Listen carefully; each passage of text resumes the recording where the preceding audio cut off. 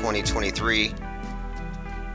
Shout out to the birthday boy, Bill Gates, who happened to be born on the day, well, this is actually 10/28 is the anniversary of the date that Elvis Presley shot himself up with the polio vaccine on television. Bill Gates would have been 1 year old, and he said, when he saw that, he must have said to himself that he wanted to somehow be attached to that miraculous occurrence. It's also the 6th anniversary of Q, so shout out to all the QAnons who are still addicted to hopium, fighting that, and still expecting JFK Jr. to descend on a flying saucer, to come out riding a velociraptor, to go rescue the children from the tunnels. How many years have those children been in the tunnels beneath Las Vegas being trafficked around? Like I was saying, if they keep on waiting the next election cycle, they're going to be voting Democrat. It's like too late. But yeah, 6 years. That's amazing, right? 6 years that they've been promising that Hillary Clinton would be arrested. And there are some who think maybe this is the year. Like maybe it was always about 2023. And they can push it back indefinitely. That's actually part of the trauma bond. This is what's so messed up. You know that cartoon of Lucy and Charlie Brown? Like the most famous image of them is Lucy holds a football and Charlie runs to kick it. And every single time, without fail, she pulls the ball before he is able to kick it. He never learns. And she never ceases to enjoy his pain. Like she's definitely, this is just a cruel trick. But there's something really strange about this phenomenon here. I'm not saying it's masochistic, but there is some kind of this effort by Charlie to, I don't know. It's not that he's, again, not that he's trying to hurt himself, but he's in some kind of a toxic bond. And this happens with cults. It happens with religions. It happens with relationships. And I'm just saying the QAnoners are in a toxic relationship with their savior, their absentee savior. T. Ross says, Under channel stopped working. Yeah, we have multiple channels. This is a Hydra. We have about 8 platforms that we're on right now, and we're going to continue. All right, we are joined by Polly Coffin, Diana South, Cat Bunny Buffalo, Mom with Sons, Cub Star, Zin Velis, Frank Murr, Mango Penguins, and P. Trippa. Okay, so let's go ahead and get into the topics today. The House Speaker's ARK, Rage Virus, and then Q turn 6. Now, I had remarked on how this whole thing, this whole shooter thing, the guy running loose for 3 days, the guy in Maine, that this was going to be connected to X, which I call Disease X, and that this was going to be the starting point for somebody radicalized on X into becoming a terrorist. So you have a MAGA X radical terrorist. There's a MAGA terrorist who is radicalized on what they call, in what's been described as a bubble. And they've looked at his records, who is he followed, who's he tweeting, and he's followed people like a who's who of anybody on the far right, including Don Jr. And his opinions are pretty much what you would consider to be alt-right, far-right. Anything that they want to attack, of course, they're going to pin onto one of their, I'm not going to say patsies, but one of their fake shooters. But I had pointed out that the subtext here seemed to be rage, and that they called it a rampage. And I said, look, the name rage is in here, and I drew attention to the movie 28 Days Later, where it's a rage virus that triggers this whole thing. Anyway, since having brought that up, the word rage has shown up a few other places in the big picture, but more interestingly and notably, Metascriptor Stephen King actually had something to say about this. He had a book called Rage, which he wrote when he was a teenager, about a mass shooting, and he publicly went out and talked about it, and he pulled it off the shelves. He's no longer selling it.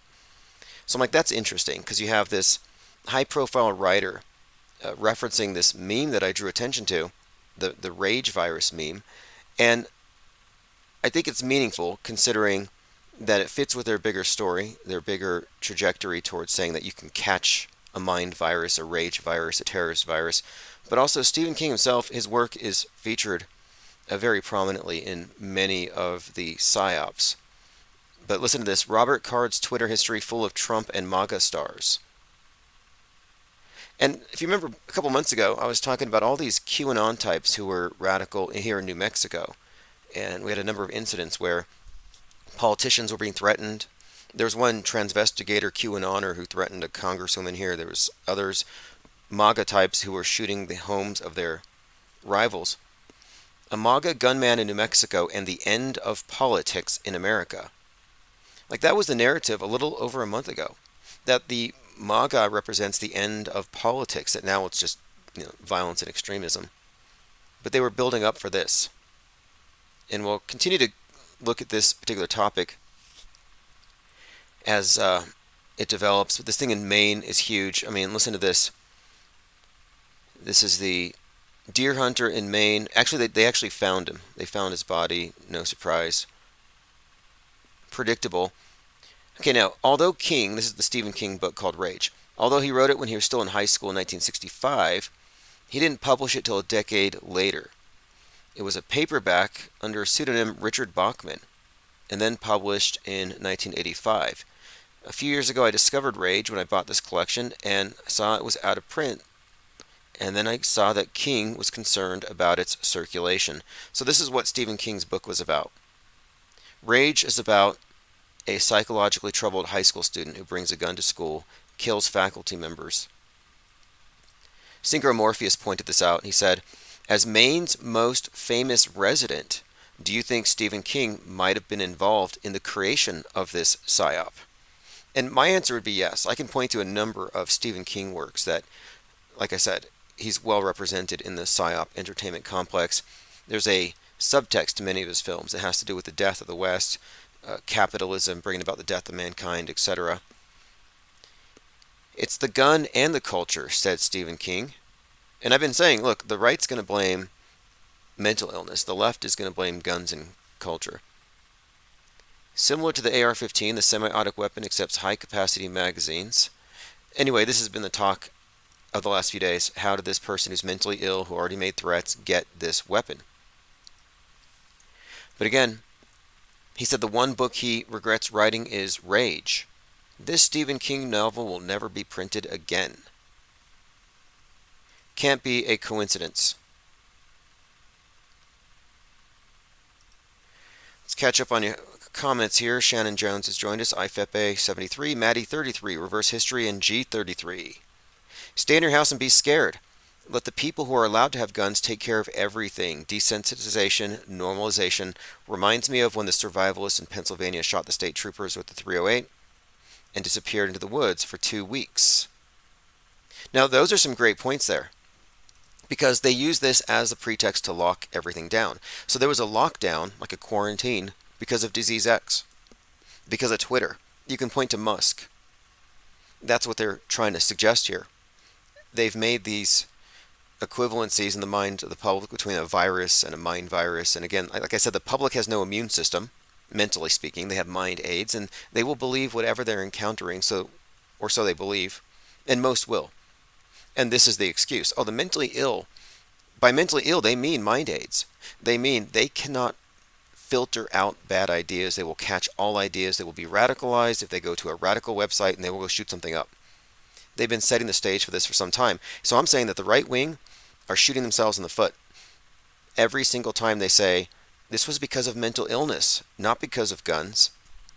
Well, you played into their hands. Here you have decades of fake shootings. Left says guns caused it. Right says mental illness. Well, now the left is like, yeah, mental illness. And it's because of free speech. 2 for 1. They kill 2 birds with 1 stone. Blame free speech for infecting the mentally ill with the mind viruses that cause them to abuse the Second Amendment. It's a psyop, obviously. But the locking down part is very interesting as well, as G33 pointed out here, because look at the relationship between the left and the right and Big Brother. And this is the key, if you ask me, to understanding the schism. The Second Amendment group believes that you have to defend yourself. They believe also, if you look at the right, they believe in your body's immune system more than the left does, with relation to the virus question. And they believe in walls to keep the immigrants, the illegal immigrants, out. So in these primary areas, there's disagreement. One side says, no, you need to have your own boundary. You need to have your own self-defense. And mentally, they believe in free speech on the right. So they believe you should be able to filter your own thoughts. You don't need Big Brother to do this for you. But on the left, they're saying, no, we got to have porous boundaries, let the government be our immune system, and then we need the government regulation of internet like they're doing with in the EU right now. They need that in order to keep us mentally safe. Look, it's not a coincidence that Elon Musk is spreading mind viruses. It's his fault. But it's also notable that he's the primary spreader of space junk as well. I'm just noting these correlations. But right now we're in the era of the EU Digital Services Act, which is going to basically kill free speech online. And I'm saying Musk is a fall guy in this. And this guy going around shooting people, this Disease X thing, locking people down, it has agenda written all over it. I have no reason to think anybody's alive, and I mean, nobody's really dead. I'm saying that it's pretty much a combination of a few psyops we could probably look at. Has a lot of Boston bombing attached to it. You know, the whole Boston bombing thing was about the individual on the loose, and they had to lock stuff down. Yeah, G33 says Stephen King probably is involved with the narrative. Yeah, I think he's a metascripter, and he did a follow-up to The Shining. It's called Doctor Sleep, and Doctor Sleep has predictive programming in a way. You know how 9/11 was predicted in The Shining? If you look at the subtext, well, the sequel to The Shining actually is about a child that predicts 9/11, as strange as that is. G33 says anybody can be considered mentally ill depending on the parameters. Yeah, precisely. And this is not a coincidence, if you ask me, that the whole tinfoil hat and conflation of mental illness with conspiracy theories is kind of the norm, when you can't really correlate the two. But they want people to think this. They want you to think that you can go into a bubble on Twitter and come out of it mentally ill. There's that movie I was referencing mostly last year. It's called Hot Skulls. And Hot Skulls is about mind viruses that you catch by hearing these phrases. So everybody has to wear earplugs. Everybody has to wear earplugs because they don't want these ideas to spread, and they actually do a societal lockdown. And it comes off as a parody. It kind of seems like a mockery of what we went through, but through the ears. And the people who are spreading the ideas are said to have hot skulls. And the person who's the main super spreader, the subject of the story, is the person who has all these banned ideas in his head. They call them jabbers, the ones who speak in public without wearing earplugs, which may even be an anti-vaxxer reference. We're joined by Michael Stassen over on Odyssey, and we're going to be live on, this is going to be probably in another couple of months. I have to get some insurance for this, but we're going to be live on iHeartRadio very soon. Once I have the 24/7 back on and no interruptions, we're going to be carried live on iHeartRadio's app. So we have the podcast there, but we're also going to carry the live stream. Same with TuneIn. And it's a pretty big deal in terms of access. Like if you're in it'd be really easy for people to find us. Just tell Siri, open iHeartRadio, play Infinite Plane Radio Live.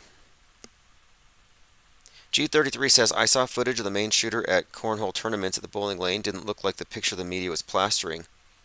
The original picture made me think of Jake Gyllenhaal from Covenant, which is the name of the school where the Nashville shooting happened. I thought it was kind of curious too, because that movie is about military, and this guy was a vet, and he's also military. So I think there might be a connection to the movie Covenant. I haven't finished watching it, but if you look at the screen, this is the picture I'm talking about. And a lot of truthers are calling this MK Ultra, and I've been warning against that. But that looks like Jake Gyllenhaal in the movie Covenant, where in the movie he's got this 33 on his sleeve. But there's a big trend now. All these big channels are saying it's MK Ultra, he's mind controlled. All of that suggests that the event was real.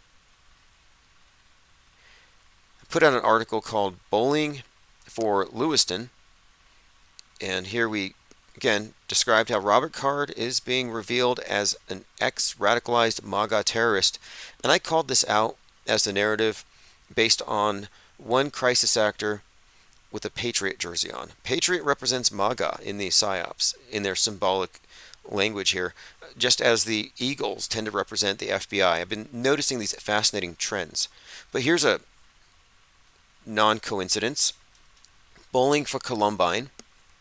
See, this is a generational psyop, kind of like what happened in Israel's their 9/11. They need to reboot a lot of these operations for each new generation, and so they need to reboot the whole mass shooter scare. So here we have massive manhunt underway after mass shooting kills 16, and the star here, and I remarked on how while the shooter was still on the loose, one of the victims was putting her face on TV, one of the witnesses, which is really dumb. And she was being called adorable. It's just a crisis actress. I mean, we know this, but the point of it is she's pictured holding a bowling ball that looks like a globe. And that's the same bowling ball with a globe that Michael Moore has. So we were just making some connections between Bowling for Columbine, the bowling alley in Lewiston, maybe even bowl cuts. The other location where the shooting happened was called, the name started like Scheme EGs, like Scheme was in there, kind of interestingly. But anyhow, this bowling ball, bowling alley symbolism is somehow connected. We're still kind of unpacking all of that.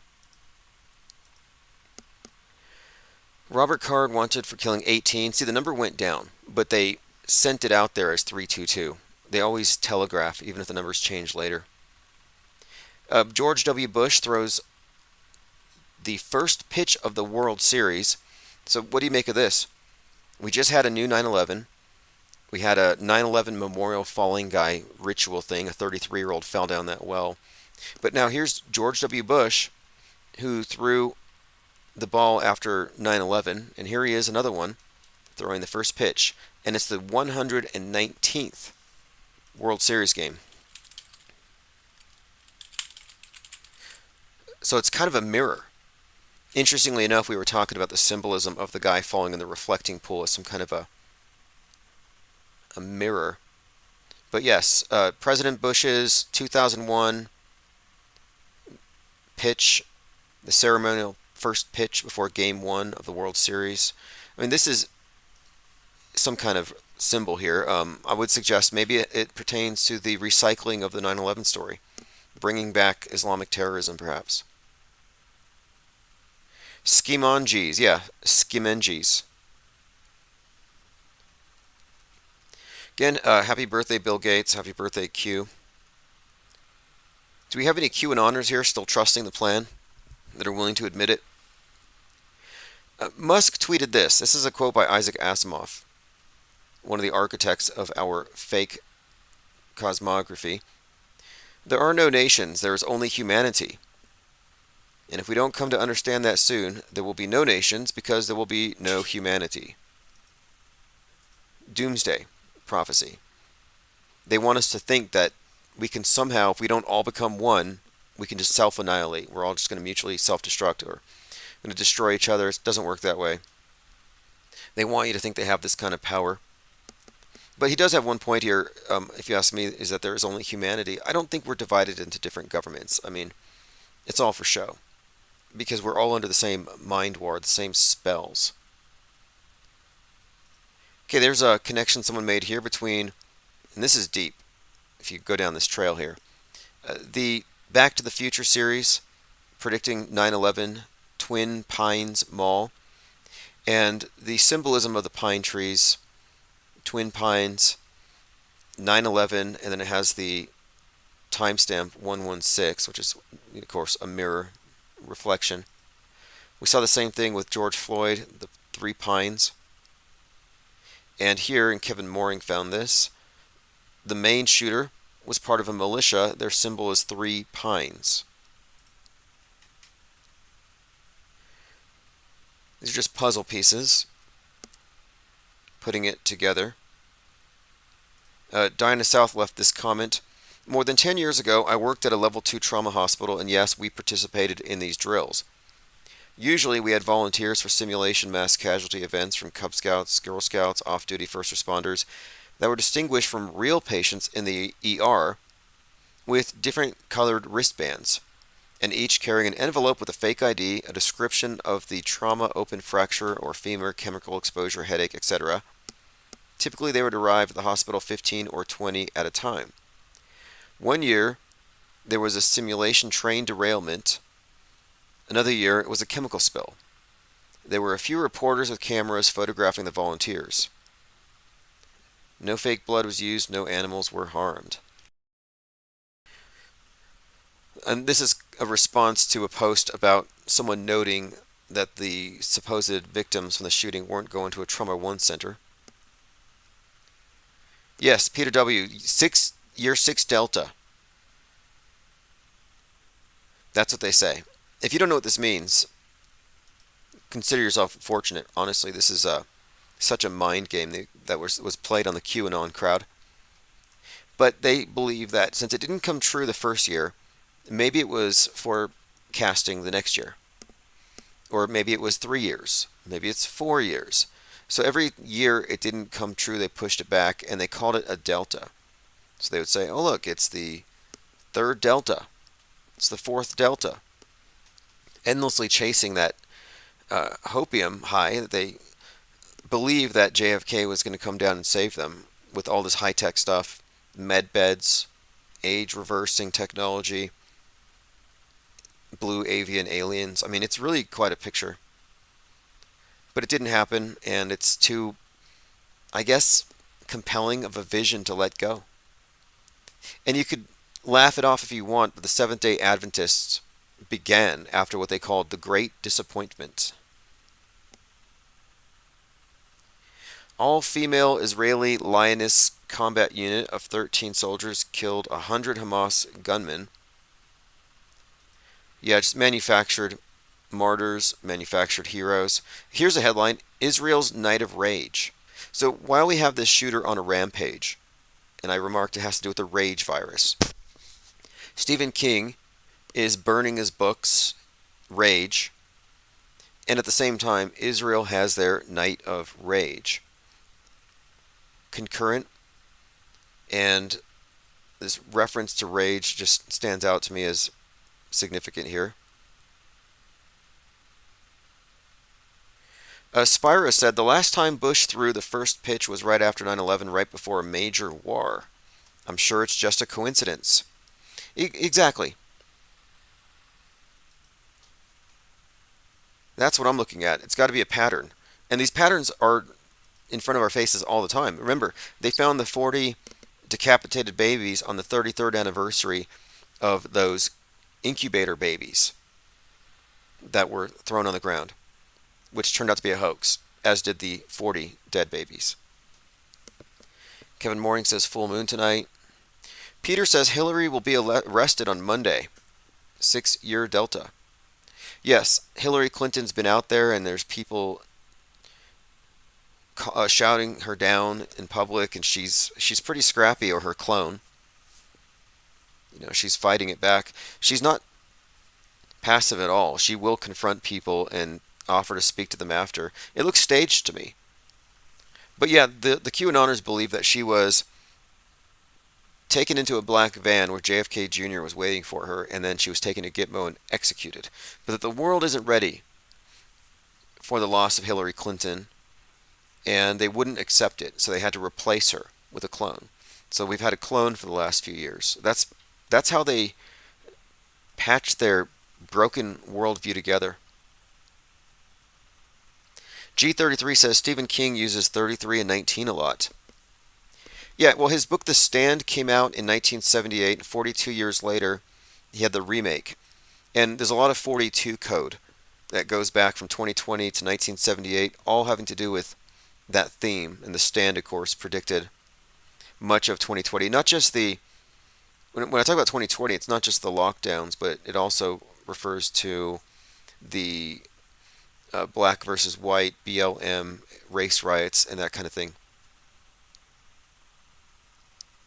Ready or Not says the reason why Bush threw the first pitch is because the Rangers are in the World Series. He's from Texas. He used to own the team. Well, that's the exoteric reason. That's the reason the public is given. But there's obviously a deeper reason, but it wouldn't occur to anyone that doesn't know that everything in mainstream sports is as scripted as the WWE.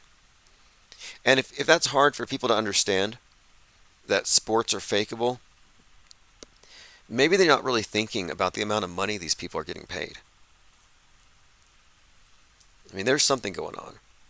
But you can't say, okay, football is totally scripted and fake. I mean, look, there's real athletics in wrestling. There's real athletics in football, I admit.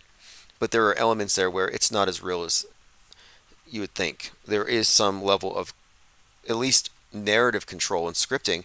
And I think that baseball is exempt from that is kind of naive. I'm sorry, baseball's got to go too. No, you could still enjoy it. I'm just saying that the big games are there for some other meaning. You know, lately we've been talking about the demiurge and the idea of the material realm being under the control of some kind of evil, or I would just say maybe even controlling demigod, which the Gnostics called the demiurge. But anyway, I came across this article going through the symbolism of baseball itself and the idea that baseball's all kind of some symbolic play, and that the pitcher represents the demiurge. And if you go through it, I'm going to probably find it at some point here, but the pitcher's mound to the base, I think they said is a certain distance. Let me see if I can find it here. Yeah, 60 foot, 6 inches, a little 666 thrown in there. But the idea that this is some kind of a Masonic allegory for the journey of the soul, the cycle of life, death, reincarnation, it's probably in there. Shannon Jones says, do you think King writes all that or groups of people? That's a lot of content. You know, it's a good question. Like the Metascript department, how many people are actually involved, and is he just the face of it? And there's a list of authors we could point to. In fact, I was looking at Alan Moore. Alan Moore is very well represented in a lot of the predictive programming with, even with the lockdowns. He did V for Vendetta.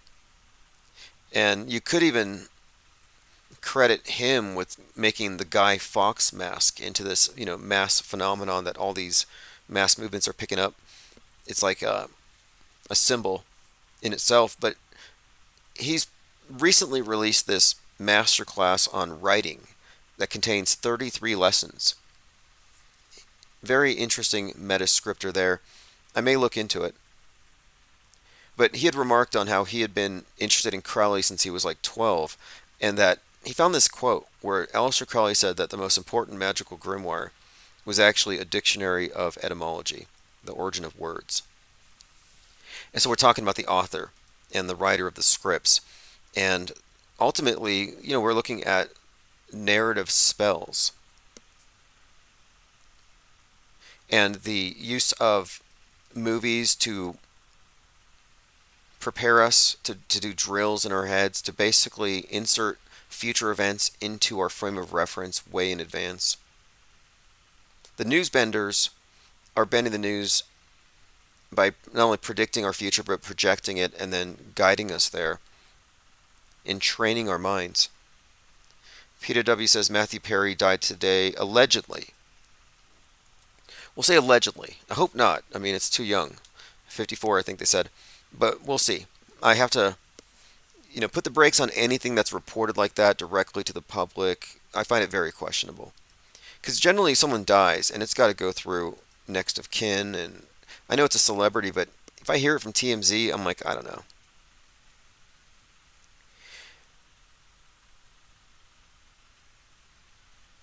Lieutenant Weinberg says there are 2 9/11 references in The Natural. Getting back to Stephen King, I find a lot of his work to be rehashings of Richard Matheson's works.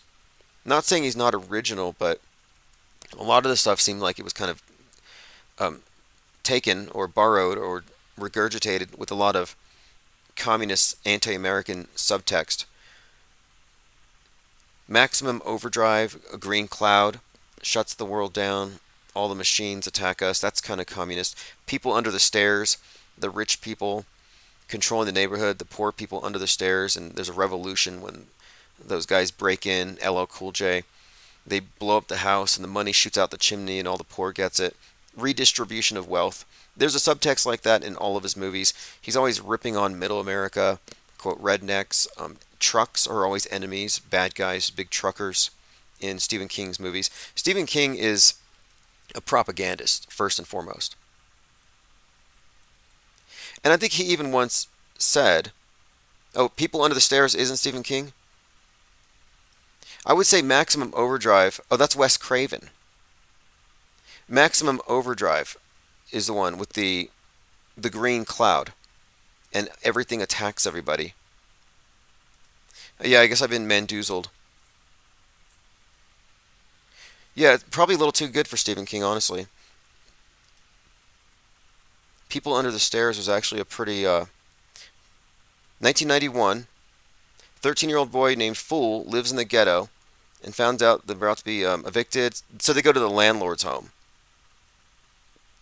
But anyway, my point of Stephen King's work is The Shining was modified, obviously, by Kubrick in order to fit Kubrick's particular use for the script. But it definitely had a theme. 9/11 predictive programming was a huge part of it. The psychic child thing, predicting the future, and he worked that into the sequel. So I would say Stephen King is definitely in the list of metascriptors, up there with Tom Clancy, up there with now Tom Clancy's very well represented. 9/11 came out of one of his books, more or less. The Division kind of laid the groundwork for lockdowns, and Hunt for Red October, which is pretty big right now as well.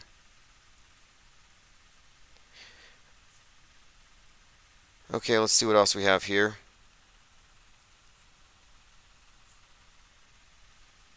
The Dark Tower series is very esoteric, says G33. Yeah, I may look into that one. I mean, I don't want to rule it out. I mean, I just haven't had time for anything other than movies. Now, there's an interesting aspect to his movie Pet Sematary, which, again, Pet Sematary is about what?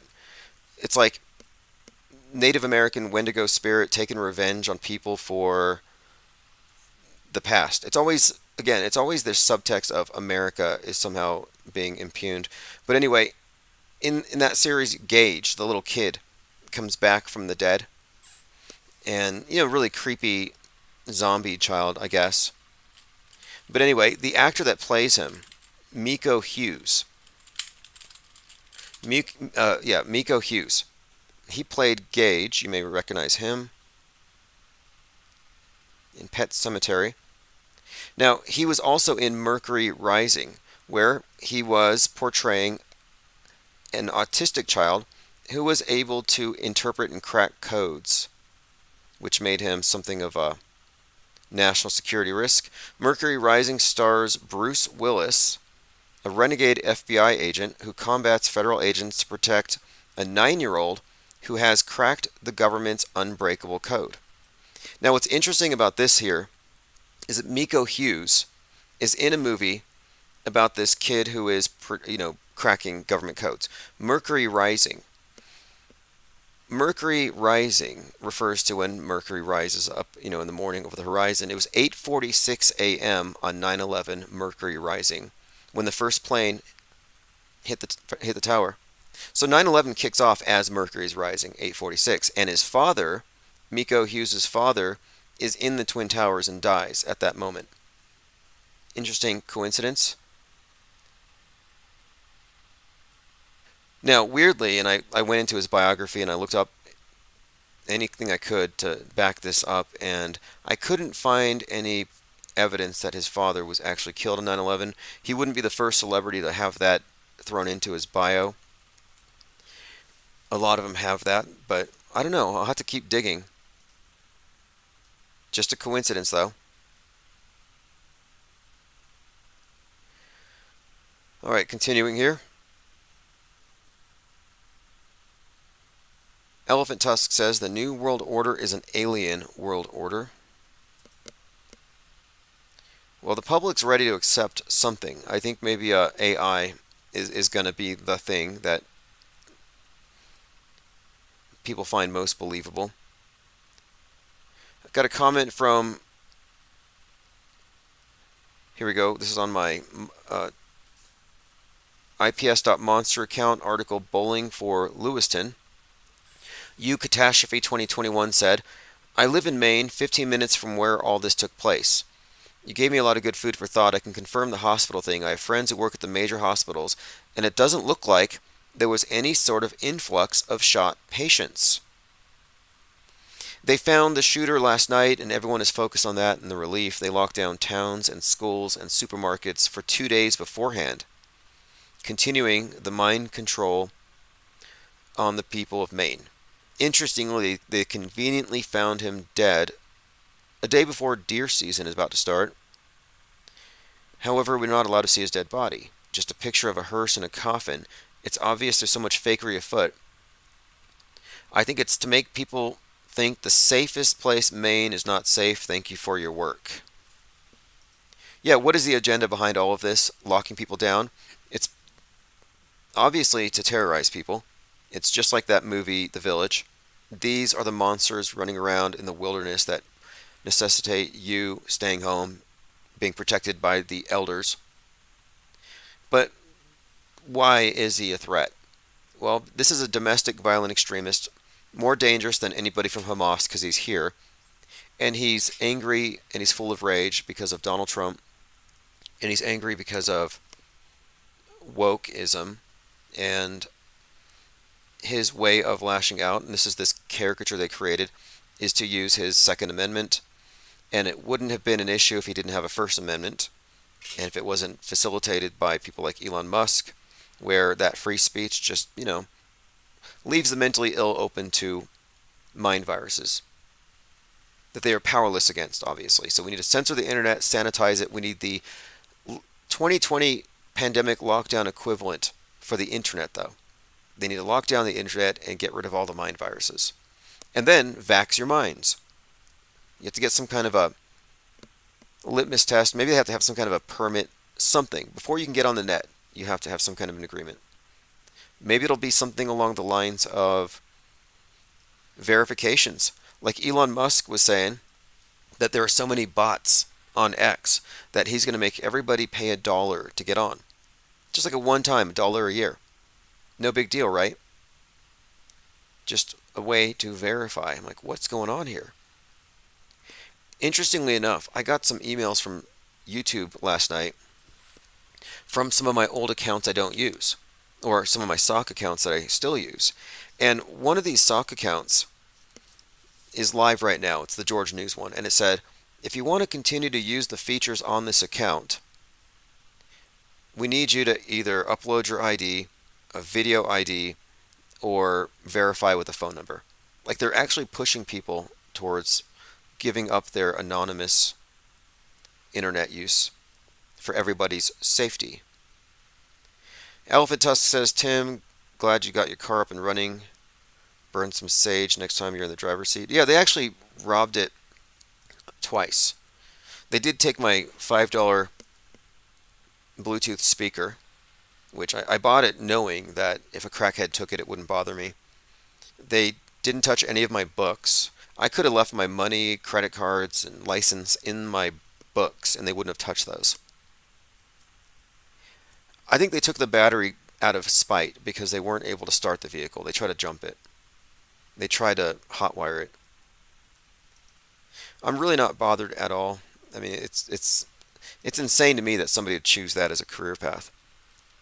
You can work at any fast food restaurant here and make probably more than a school teacher. And yet here they are crawling under cars, cutting off mufflers, stealing heavy, worthless batteries. I don't think that thing was worth $5. But in addition to the 2 robberies in the last month or 2 burglaries on my vehicle, I have a bunch of citations stacking up, which I'm going to contest. All this happened, I think it all started after that documentary crew left. And I actually drove one of them around in the truck to one of the locations. not connecting the two. I'm trying not to be paranoid about this. All right, let's see what else we have here. We have quite a lot going on. They caught the shooter dead, if you want to believe the story. He left a note behind. We haven't seen the note yet, and I assume the note's some kind of a manifesto. I know they're trying to pin this on the MAGAs, and I think they have plenty of reason to do so based on some of his tweets. Israel's Night of Rage, gunman on a rampage, President Bush, 119th game, throwing a ball. A pattern is emerging. Maddie33 says, when is the documentary out? When can I watch? Yeah, we'll see. I'm not sure. I'm assuming Amazon. I don't know all that much about it. I know the name of the paper. It's the USA Today equivalent out there in Scandinavia. So it's a pretty big paper, and they sent some people over. It wasn't just here. They went to a few places in America, and they were talking to a bunch of conspiracy theorists. They were going to talk to a few different flat earth content creators, but after they spent a day here with me at the headquarters and with you all in the think tank, they said they had all the information they needed. And we're going to go ahead and put the thing into production. But I wanted to get the IPS Insider into distribution. That's why I've been focusing so much on that, because one of the things they talked about when we were here, one of the things we discussed was censorship and the ideas that we cover and why they're being censored. And I kind of turned it into a commercial for our tabloid and for the channel itself, for the whole concept of the IPS think tank. So even though it may be a hit piece, even though they might try to Mark Sargent me, it's totally worth it for the traffic that we get, because we're not trying to reach the mind-numbed blue pillars. Not at all. Oswaldo says, just missed Oktoberfest. Looks like you misspelled Oktoberfest. I'm not going to say it that way. Look, I can't say it was a bad thing. They got 500 people to go. It was a little pricey, but I'm just kind of disappointed that it's become Conference Earth. I thought it was Flat Earth. I thought you guys wanted to go to the edge. I thought you wanted to prove everybody wrong, break down the wall of lies. I mean, really, that would do it. If you want to have a real reset and you want to start humanity off on a level playing field, depose the elite, go to the edge. Go to the middle. Take a picture of Mount Meru. But nope, they're too busy going into conference rooms. And again, nothing wrong with that. Everybody wants to party with Mark Sargent. I understand. Chief Crow performed. I heard some live, and it was excellent. That's always good. Salty Siren says Drunktoberfest. Well, you know, it's actually keeping. I think it's actually keeping in line with, because they call it Flattoberfest for flat Earth, and of course, flatflation drove the prices up to $254 a ticket. But Flattoberfest is actually a beer drinking festival in the UK, where they call apartments flats, and you just go around to different flats drinking beer. But I'm definitely in favor of, you know, people gathering on these topics and conversing. But the strange thing about this one was there was one guy there who was a ball earther. They let him in because he said he was flat, but then he changed his mind halfway, and they roughly kicked him out. I'm like, why are you dragging somebody out because he has a different opinion? It's not only is it culty, but it's kind of counterproductive. You know, if you're really going to make something happen with this, you're going to have to get skeptics on your side, not just believers. Lean Dion said that 4.3 million sub YouTube account, that's the guy who was there, the guy that he got kicked out. He said he'd take him to Antarctica if he gets 1 million views. Okay, good. Alright, let's move on here. The ARK encounter. So many people in the Flat Earth, I guess, community, who fall along the religious spectrum, they're the ones who think it's a biblical thing, which is fine if you do. To me, it's like, look, you don't bring your Bible to a conversation about climate change if we're going to debate whether or not anthropogenic climate change is real. Yeah, you don't bring a Bible to that.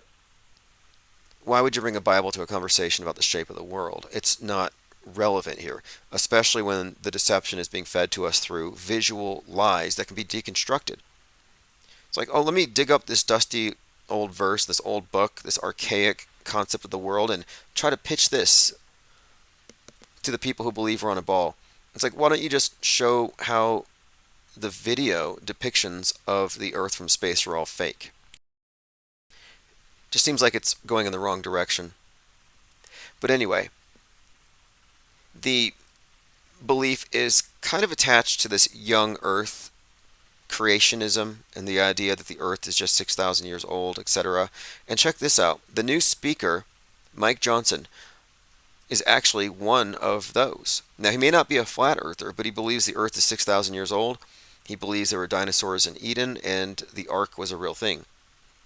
The ARK encounter is one way to bring people to the recognition of the truth that what we read in the Bible are historical events, said Mike Johnson in 2021 about a creationist theme park where children learn that dinosaurs were on Noah's Ark. Yeah, the new Speaker of the House is a believer in Noah's Ark and dinosaurs on Noah's Ark. And this is kind of alarming to some. I saw Mike Rothschild was kind of perturbed by this. He's like, wait a minute here. How is this guy in this position of power a believer in dinosaurs and Noah's Ark literally? And, he thought it was a fringe belief. But to his dismay, most of the people in the comments were like, no, Mike Rothschild, we all believe this stuff. So it's not actually fringe. Young Earth creationism isn't fringe at all. And now it's been platformed. That's really strange. And I listened to it. That's from a year ago, 2 years ago. I listened to the podcast. It's not even like something from 10 years ago where you might say it was just a conversation that you could separate from anything else. No, this actually does, I think, tie into everything else here. For one thing, MAGA, the MAGA view, or the traditionalist view versus progressive. It's the progressives who believe in sin. I mean, virus is the replacement. Like for them, they don't believe in the devil. They don't believe in sin in the sense that the traditionalists do. For them, it's more about your carbon footprint. But when it comes to the traditionalists, they still believe in the devil and satanic panics and sin. That stuff is all pretty much what informs their worldview. So I'm not actually surprised at all. Here's a statement from Mike Rothschild. More on Speaker Mike Johnson's relationship with Kim Ham and young Earth creationists in a 2022 podcast. He left no doubt that he believes the Earth is 6,000, stating that what we read in the Bible are actual historic events. Commenter says, it's a pretty standard doctrine. If you're surprised, you may need to step out of your bubble. And he said, standard? What bubble am I in? Bible literalists make up 20% of the U.S. population. It's down from 25% in 2017 and 50% in the 80s. The rates are higher in the rural South and Midwest. Johnson is fairly representative of Southern Republicans. It's definitely not extremely fringe. So that was a conversation. Is it fringe that this guy believes that there were dinosaurs on Noah's Ark? G33 says, Mike Johnson looks like he's definitely compromised, just my observation. Yeah, I think so. I mean, how do you get that high up without being well, he's compromised in one sense. He's reality compromised. You have to be insulated from reality to be part of the political soap operas. You're in a parallel universe. Lean Dion says, New York Post released a story about finding Noah's Ark in Turkey. Now, were there... Let me take a search for that really quick. Let me take a look at it. Here we go. I want to see if there's any pictures or any measurements, because I'd like to know. if it would have room for a brontosaurus. Noah's Ark rock samples reveal human activity. Samples from Noah's Ark site in Turkey. Yeah, this is actually a thing. Again, Noah's Ark. God's mad because of wickedness, floods the world. Noah saves samples of everything. Then a dove shows up with an olive branch in its mouth. Says it's cool to go back. I think a raven even shows up as well. The point of it is, the Noah's Ark flood myth was repackaged for the atheists of the day as global warming, ocean levels rising. The National Oceanic Atmospheric Administration symbol is the dove, just like this dove. It's an old story, whether it's the modern scientific rendition of climate change, global warming, or Noah's Ark or the Epic of Gilgamesh. It's an old story. I think it's a psyop. It's a way for the elite to control you by convincing you that if you don't do what they say, a higher power is going to wipe you out.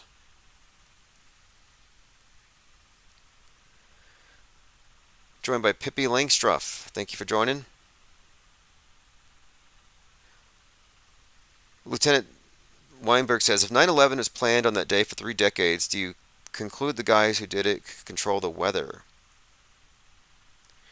Interesting questions. I would say, for one, it was definitely planned before the towers were built. You know, the Pentagon's construction date was on, I think it started on 9/11, 1941. So 60 years to the day.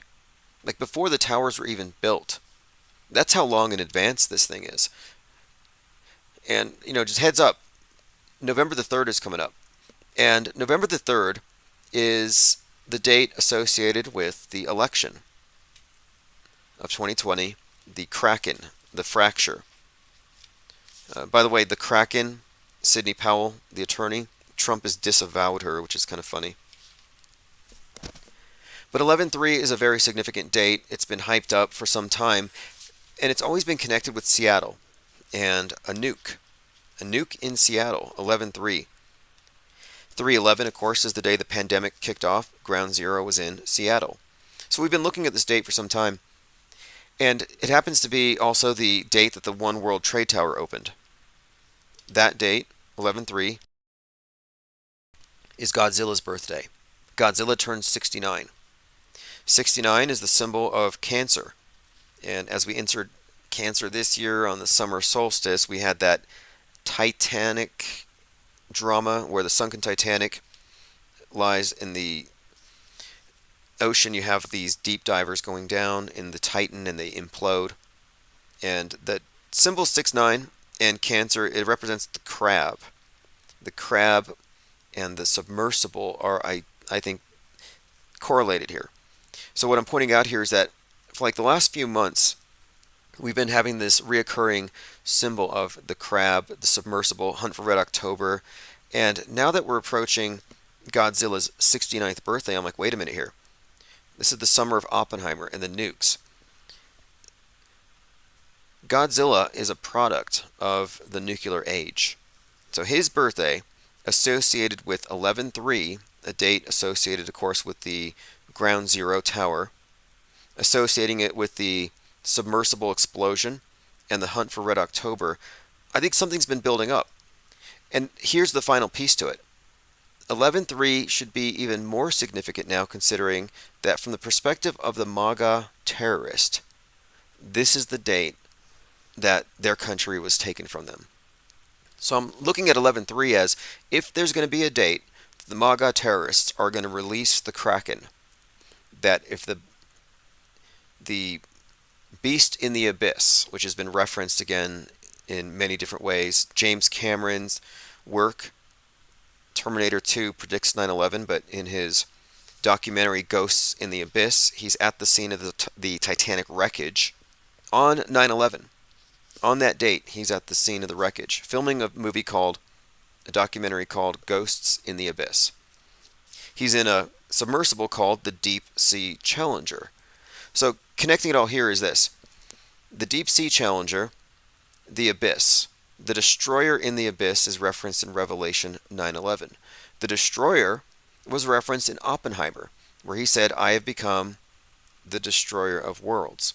Death, the destroyer of worlds. Destroyer is referenced again in Revelation, connecting to the abyss. So we're making these correlations here to Godzilla, to the beast in the sea, to the Kraken. And Godzilla is a very Kraken-like entity. The numbers really speak for a lot of this stuff. Peter W. says Godzilla destroyed Tokyo. Right.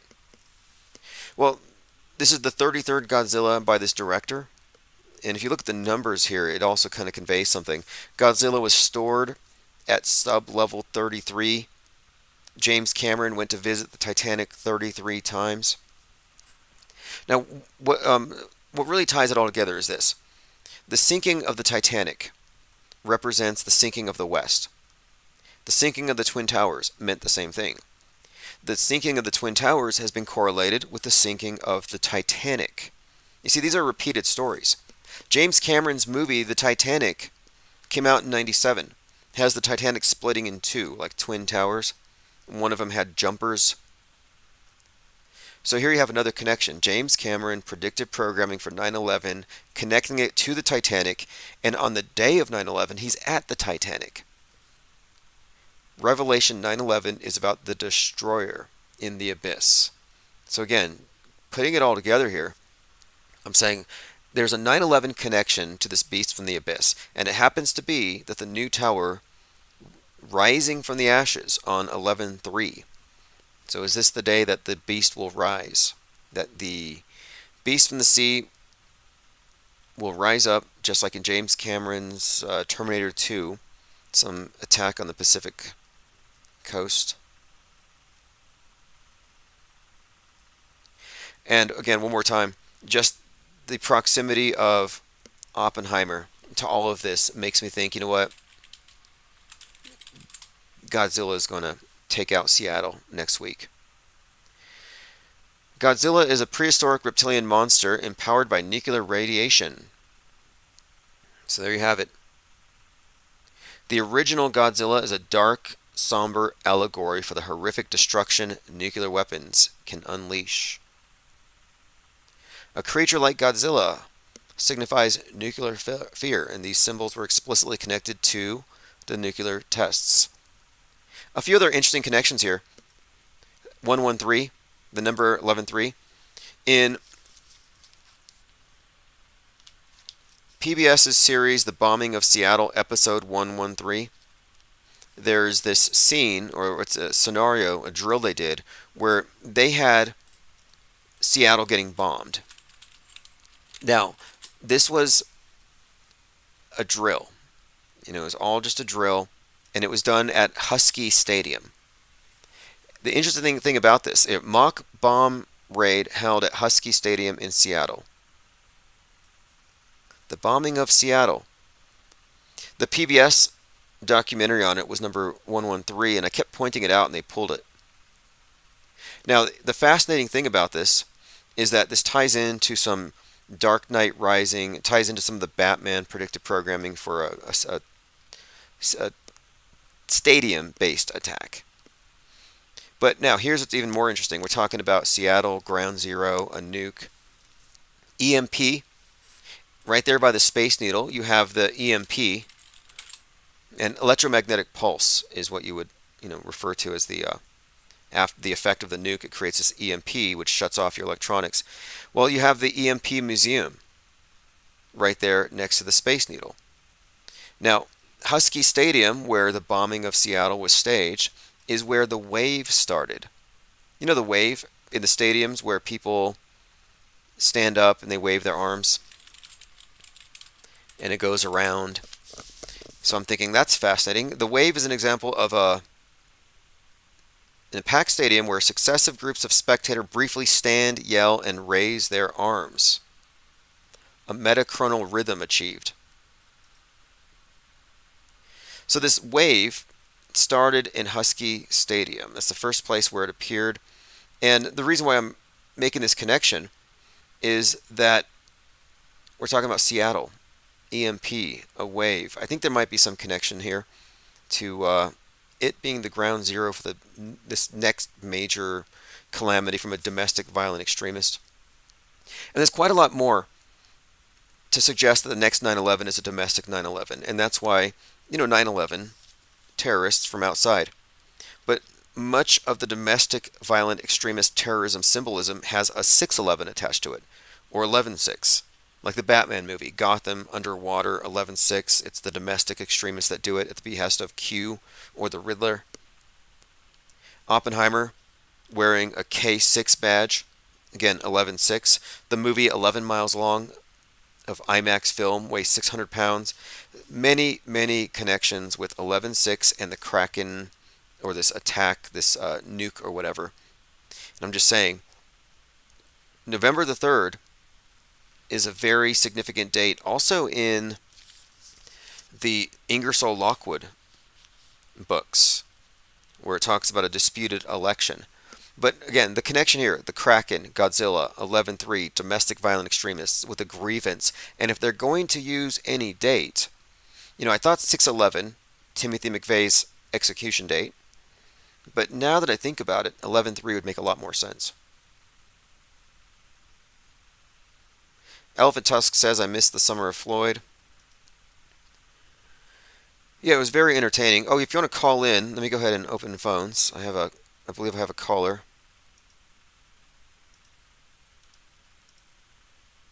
Infinite Plane Radio. Hey, Hey, is this Tim? yes, how you doing? Hey, good. How you doing? No, I was listening to your show tonight, and I was asking G33 a question, but I think he thought I was trolling. I was not. So my question is about if it was planned 9/11, 4 decades in advance, then the people that did it would not have risked a cloudy day. So therefore, they can control the weather, or do you think maybe it was already in the can? That's it. Oh, okay. Interesting question. I'll see what he thinks about that, and I'll answer. And what do you think, or do you have an answer? I don't have an answer. It was a legit question because like in the last couple of months I've been listening to you.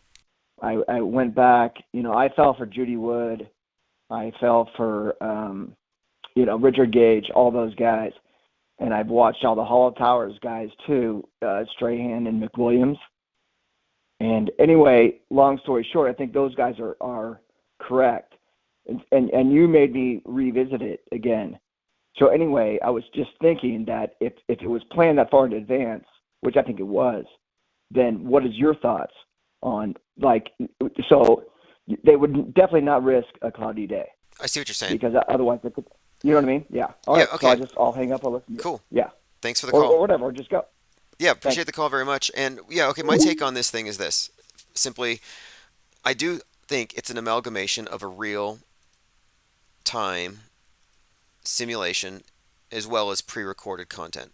And then obviously the crisis actors have their lines in advance. So there is pre-production.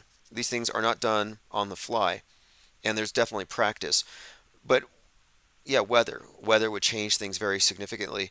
Um, I think the main thing is they smogged out the building. They used that fog, military grade concealment fog.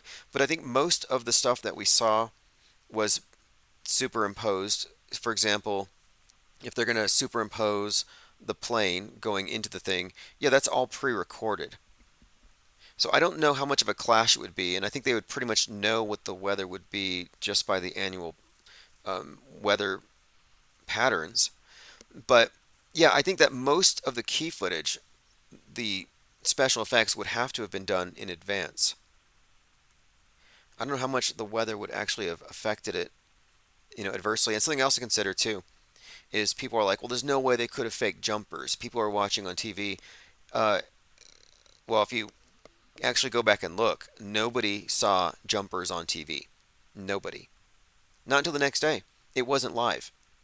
We have to make a distinction between what you saw live and what was pieced together in your mind later. Like people say, I remember when Kennedy got shot. Oh, really? It wasn't broadcast live. It didn't even make it into the TV, into the airwaves until 12 years later. So it's like, you have to keep in mind that people mandoozle themselves, like I mandoozled myself about people under the stairs. Infinite Plane Radio. Hey, what's up?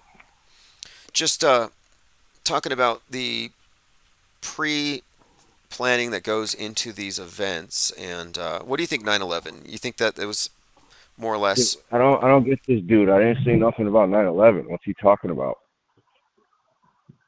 probably a misunderstanding? There's 90 people in the chat.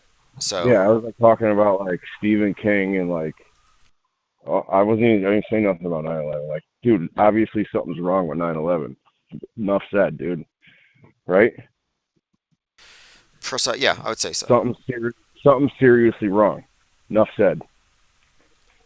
Yeah, absolutely. Absolutely. I'm glad that he's Like, not who falling cares for about the the weather, dude? Judy. Who cares about the Go ahead. weather, dude? Like, what's the weather got to do with it?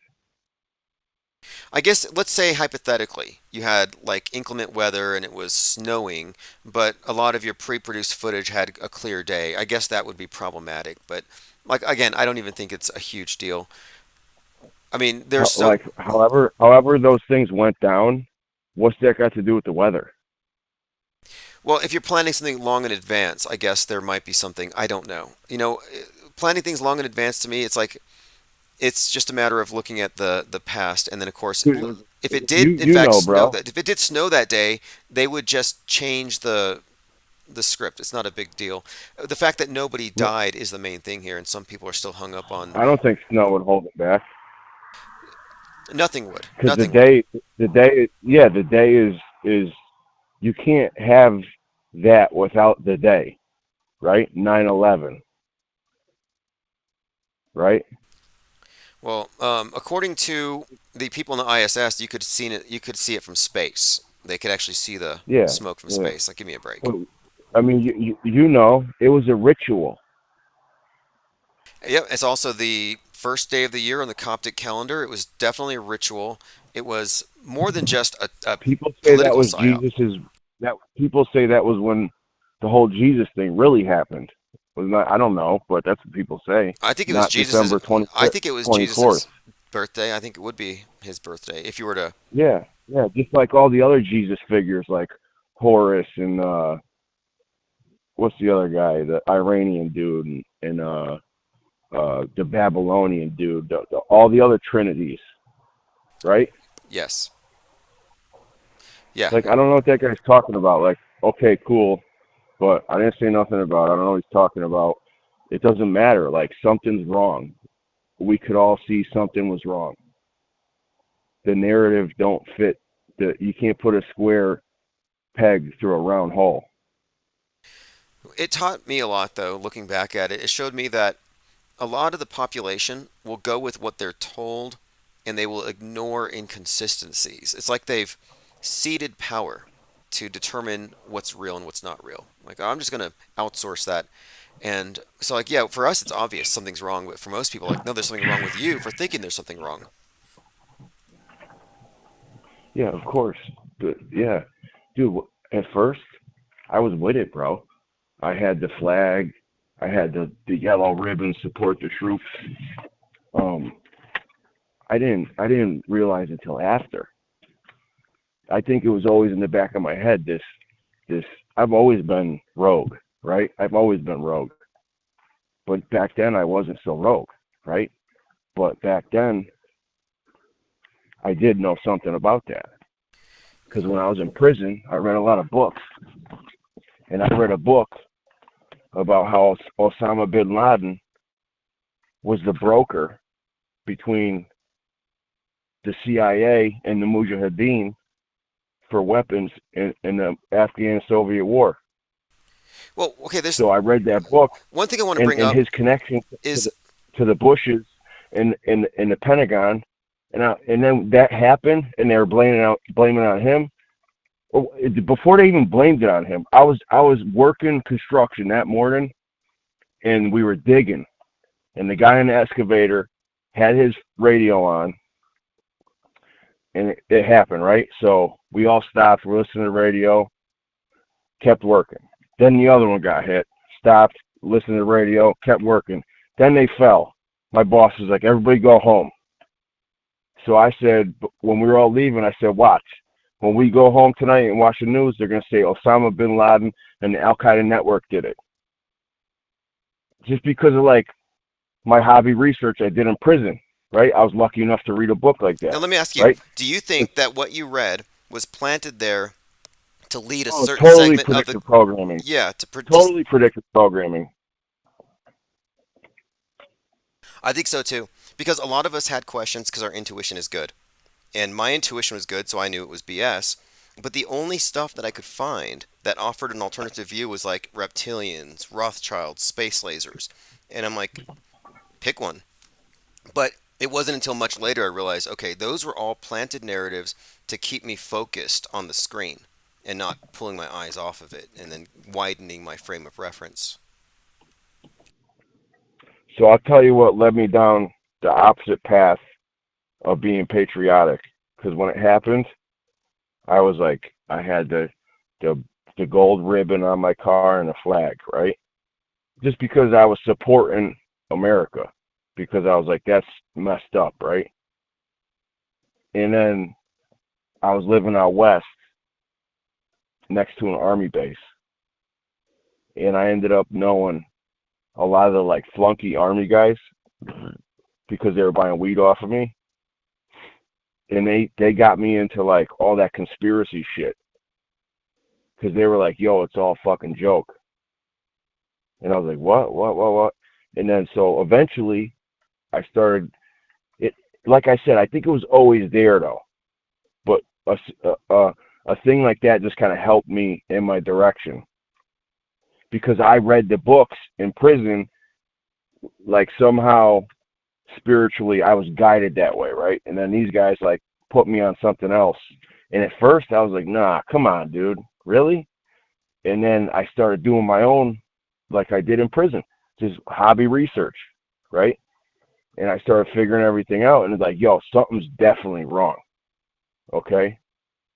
And then I started getting into the esoteric. Every time I research things that happen now, it leads me back to ancient esotericism.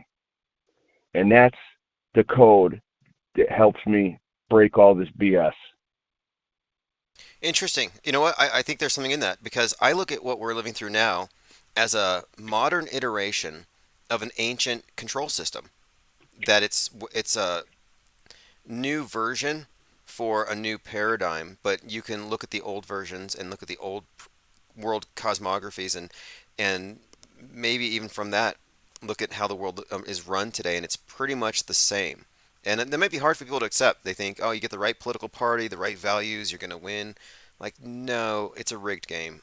There's no winning on the world stage. It sounds black pill, but I think it's actually good news that at Yeah, least but we're if you know a boulder's coming down the hill at you, you could step out of the way. So if you embrace this esoteric knowledge, you can see their codes. And I and they're all the elites. That's what I love, the pyramid, compartmentalization, levels of the bricks, the eyes on the top. They're all compartmentalized. They're all in secret societies, fraternal orders, think tanks, NGOs, blah, blah, blah. Okay? And from what I heard about Babylon and the Tower of Babel, the allegory goes uh, Nimrod was trying to build the Tower of Babel to get to heaven, to like get up there, whatever he wanted to do with God, right? Because he was like a demigod on earth. So God was like, we ain't doing that. And he smited the people by scattering the languages so they couldn't communicate to finish the tower. Which tower right there, bam, like tower. Come on. Twin towers. Tower, Trump Tower, like tower. We all tower. It's so esoteric, the tower. But anyways, the Tower of Babel, he scattered languages, they couldn't finish it because they couldn't speak to each other. And that's where like shit kind of spread.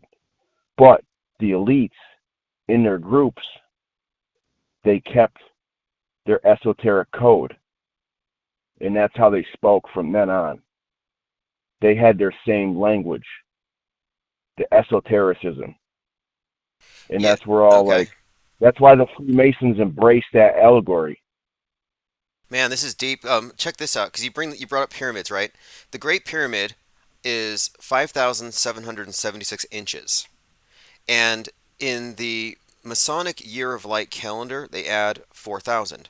So interestingly enough, if you go to 1776 when America was founded, the pyramid on the bill has 1776. So the pyramid on the bill, 1776, and if you add the 4,000 years, you get 5776. So, in other words, the year of light that it was when America was founded correlates to the height of the pyramid that's on the bill. And what's more, I think that that pyramid represents the Tower of Babel. And guess how tall the One World Trade Tower is? The one that replaced the Twin Towers. 1776 feet. So there's a code here. And the code, I think, is basically saying that, yeah, the Tower of Babel, America is Babylon. And the Tower of Babel is our.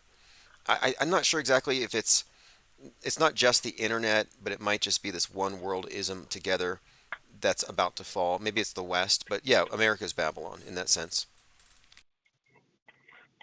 Yeah, it's incrementally they're working towards the great work. Yes. However little or however little or great, they take steps every day. They focus on the elites, their groups, compartmentalization. They focus on their great work. They may not even know what they're. That's how I'm just using Freemasonry as an example. There's all kinds of them, but the levels below and above each other have no idea exactly what's going on Yeah, it's like security because of clearances. It's security clearances, and that it's a happens to vetting be system. last year was the Pluto return, and the last time Pluto was where it is right now was in 1776. And interestingly enough, it's Pluto or Hades who releases the Kraken. So all this talk about the Kraken and the symbolism really came to a head last year. So I think whatever is going to break the Tower of Babel, the Kraken, the tower that brings it all down, it's I think it's whatever was unleashed with the MAGA. I actually think it's domestic terrorism, but I do think that in this bigger Masonic allegory, America is the Tower of Babel project. It's Nimrod, and of course, God's gonna knock it down. Like they said, the American experiment. Yeah, exactly. That's what it is. I think that's exactly what it is, and I think it's I mean, fascinating overall. This whole picture emerging here, that it's like the phoenix symbol. The eagle is the phoenix. It's designed in a cyclic yeah, way yeah, to fall, yeah. and they build from the ashes. Yeah, you know what I say to normies? Because I don't know everything. I just know a little bit, right? But I embrace it, and I don't let go.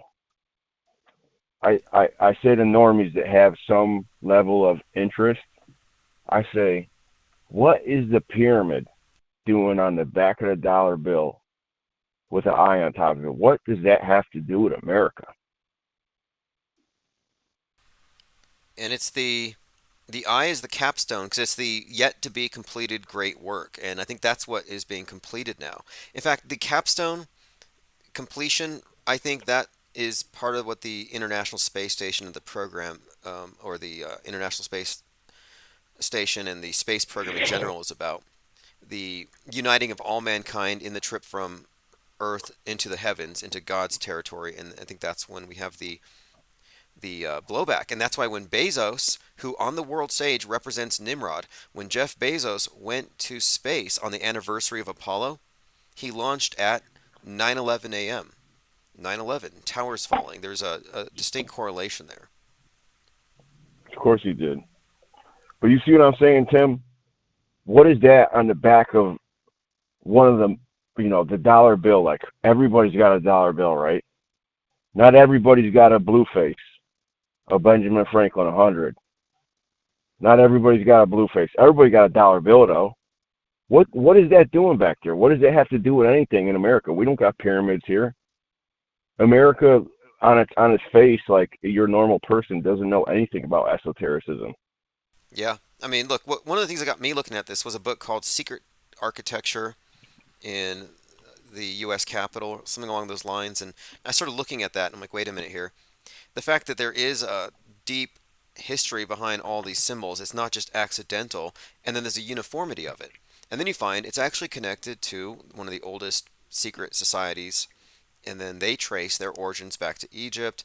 And then you find that all the New Age movements have the same lineage, and there's a lot of crossover. Then you find out, yeah, we have an occult theocracy behind the scenes, a cryptopsy, and there, wizards, witches, pagans, whatever you want to call it, they're plugged into a system that's based on the astrological template, and it's based on a more archaic worldview, and they pretend Oh, like they're all scientific. day astrological, bro.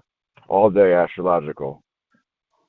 Yeah, absolutely. It's even to the point where the timing, like I said, Mercury's rising 8:46 a.m. minute the first tower is hit, 8:46 a.m. George Floyd kneeled on for 8:46 on a day the sun set at 8:46 because the setting of the sun symbolized the same as the ritual of the Prince of Darkness killing the Sun King. I mean, it's all timed so precisely, and the fact that they plan these things Yeah, down. I mean, yeah, I agree with you. I mean, I see kind of what they're doing, but if you really get down to it, it is so hard to keep up with like every little like timing, number, code. Like dude, it's all over. It's sometimes it's hard to believe, Oh yeah, you know? yeah, exactly. It is. It is definitely hard to believe. It stretches credulity, and it should. And I'm very slow to say I believe anything, but we've been predicting predictive programming to the point where it's like, okay, on this date, something's going to happen. It's like, okay, there's so many instances too where we're not even confused about it. I'm like, these are weird coincidences. It's like, no, this author did this. Oh, that's the fingerprint of Stephen King and that psyop. This psyop was clearly written by Spike Lee. Like, we're getting pretty nuanced in our deconstruction. So I see a heavily mediated population where media is like a drug, and they've put us into their warped worldview, and they have total creative control. It's the biggest religious cult of all time, and everybody's in it by default. Yeah, yeah. I mean, psychological warfare. Yeah, precisely. And the more I What research what? that, it's like, Why would you do something? Why would you put the boot on the neck when you could coerce someone into doing it to themselves? yes. I just started a movie on Amazon called Awareness, and this individual has this power to put illusions in people's minds, and then he's eventually picked up by these government operatives who say that the governments of the world have done away with real war and violence because they can just do it in the minds, and it's much cleaner. And I'm like, wow, that sounds like very on brand for the Machiavellian elite to use mind war and psi war and to take a deeper level of control over people.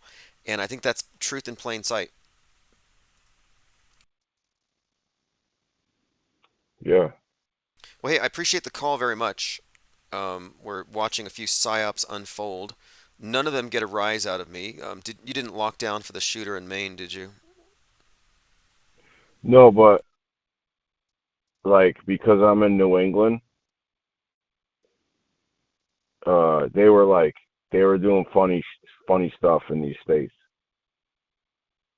They Yeah, were having heightened police presence in certain schools, and they said it was because of that. And I'm like, yeah, I feel bad for these kids because they're they're they're they're smart because of their youth. Like they're energetically smart, right? But they don't have the wisdom to figure stuff out necessarily. Okay, so they're more susceptible to the psyops, and then their parents that love them are more susceptible to the psyops. So they got these. I've been in prison, bro. Like they're treating these kids with these lockdowns and stuff. That's a yeah, shakedown. That's like that, in prison, that's dude. right. That's right. It really is. That's an interesting You know what I point. The mean? language they're using, and And then the cops are at the school and stuff. Like so subliminally, these kids are absorbing this stuff. And Hitler said, "He who gains the youth gains the future." And I'm just using him as an example because a lot of people said stuff like that, right? But he's one of the most popular. Like the Bolsheviks in the Soviets had the the the the young pioneers or something, and they took the kids and like indoctrinated them into the Soviet way, the communism, the Bolshevism. I think it was after Bolshevism when they're Soviets, but and then Mao had the same thing. He had he went after the kids too. I forget what it was called. It was the Great Leap Forward, and it was the four olds. It was like old culture, like old ways. It was like old stuff. Get rid of it, and like the youth is the movement. And Cambodia and Pol Pot did the same thing with the Khmer Rouge. I'm Well, not that's picking on no, no. communism. You make a I'm great not point. picking on communism because I think everything is kind of like I'm not this or that. I'm just rogue, right? I'm not picking on communism, even though it does seem a lot worse than like normal day stuff. But that stuff I read, dude.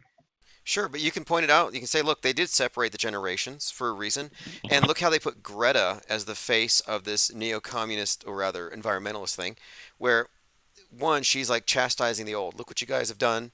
And then you have Convid come down and they're like, we must separate the old from the young. I'm like, this is all part of segmenting society, compartmentalizing it for purposes of mind control. You were talking about it the other day, bro. You were talking about the kids and the shootings and stuff. People, it's like one of the things you can't question because people get so emotional about it. If you question it, kids dying or something, they get mad. Yeah. Yeah, and I'm proud to do The it. kids are like Like I'm the not going to. kids are like special. Yeah, look, that's a low blow. And to me this is it's terrorizing the kids. So you have to remember like we have the moral high ground and I'm not going to be so sensitive to the feelings of a bunch of brainwashees that I'm not going to say fake dead kids' lives don't matter. That we have to push back on the agitprop. And we may be the only channel that will take that stance brazenly and openly. I mean, a lot of people will say those things, but as a The, channel, I'm the never going kids, to back down. the kids are youthfully intelligent, but they don't have wisdom, so they will follow role models. So the role model, whoever it may be, can indoctrinate them. So, like Hitler said, he who gains the youth gains the future. Yeah, you know what? It's like it's a lost cause. Pretty much anybody who is born into this thing has to go through the full indoctrination process before they can ever see the light. There's no way you could short circuit that in my opinion. And I wouldn't even try at this point. I don't even try to wake quote unquote like you said, you ask questions. What else can you really do?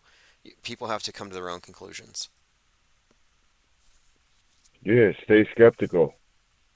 Yeah, skeptical, precisely. And skeptical really mean, and it's so important today. Skepticism means withholding judgment. And if you're withholding judgment, you can't be emotionally entangled and traumatized that way. So to me, skepticism inoculates you against the mind war. And they don't want you to be a skeptic. They want you to rush to judge and react instantly. You always got to watch your six. There Yep. may not be somebody back there, but you got to watch it.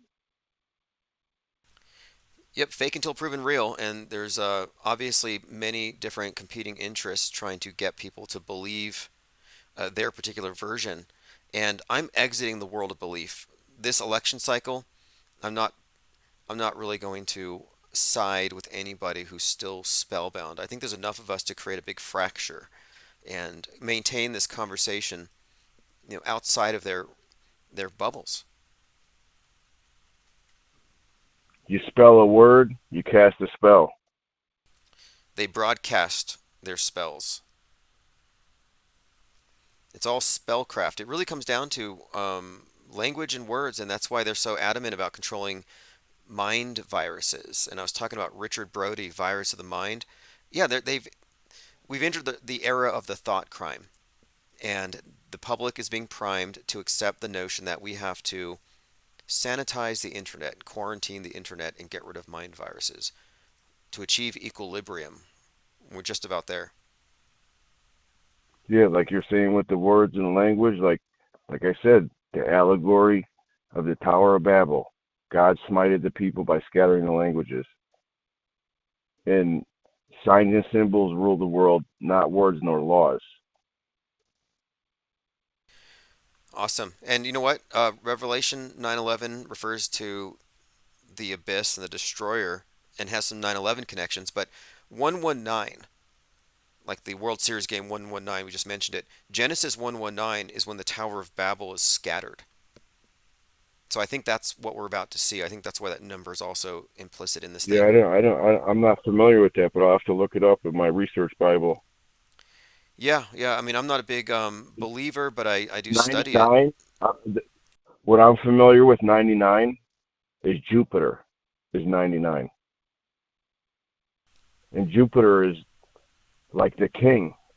Like it was always like the king demigod back in the pagan days. I don't Yeah, know what that correlates with all this stuff with, but I that's how I relate 99 is Jupiter.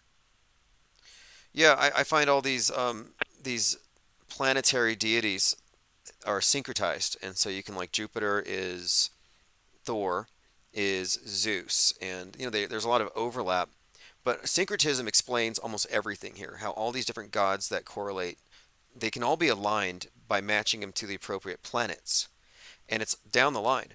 And it's to me, it's not a coincidence that all these rockets are named after these dead gods, dead Earth gods, etc. Because it's the same Yeah, astrotheological dude, right religion. there, bro, right there. Your average person doesn't like if they're all like Greek names and stuff, right? Yep. And it's like your average person is just like, oh, it's that name, it's that name. But you're like person that embraces like research and esoteric and occultic information is like, dude, like everything's they always use these ancient like stuff. Hey, check this out. Portal Complex remarks Operation Alpha 119.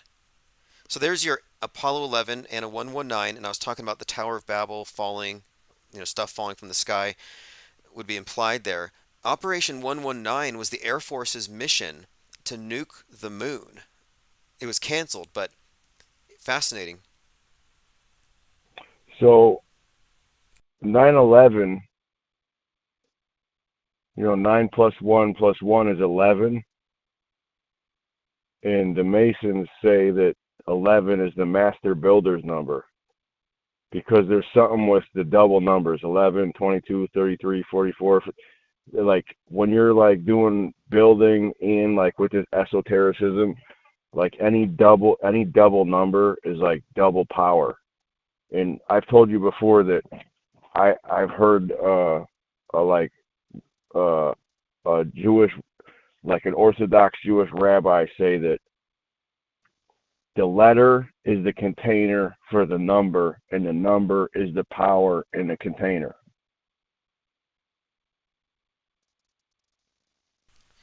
Repeat that one more time.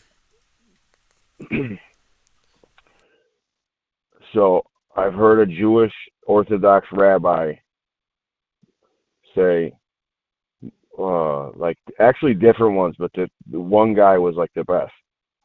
He said, like a word and the letters are the container for the numbers. The numbers came Okay, before the letters, and they are the container for the number, and the number is the power. that's right, because they're synonymous at that point. And many of these, it's the same with many of these alphabets where they're not separate from the numerological systems. And this is the basis for correlating words with numerical values and then finding words that have commensurate numerical values and seeing connections between them. And that's the basis for a lot of mystical correspondences. It's like they artificially create synchronicity. Yeah, And I think that is yeah, the point. I do think that is the point.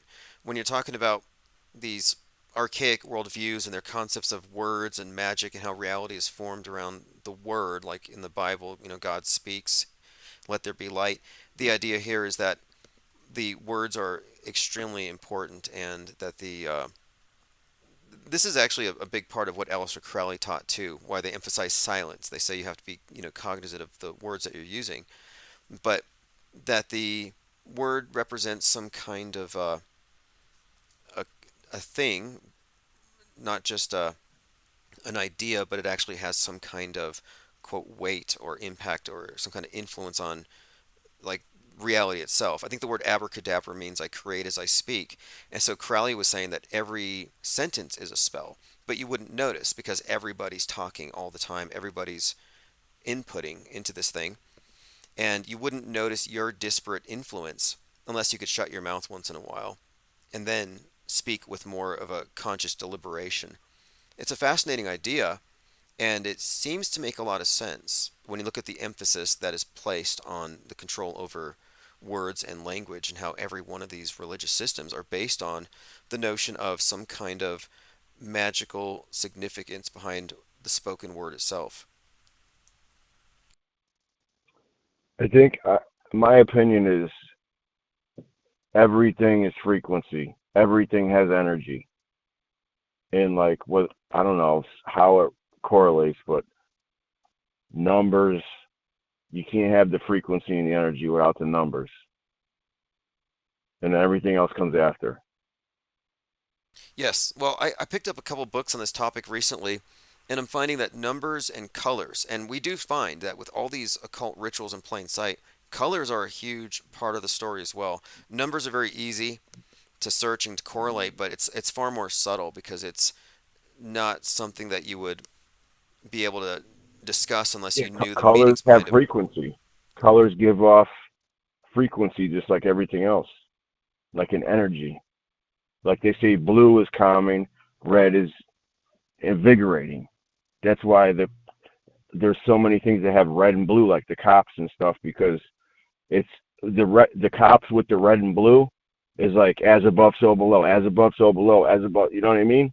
It's like intro, inversion, because that's what they love, the back and forth to confuse people.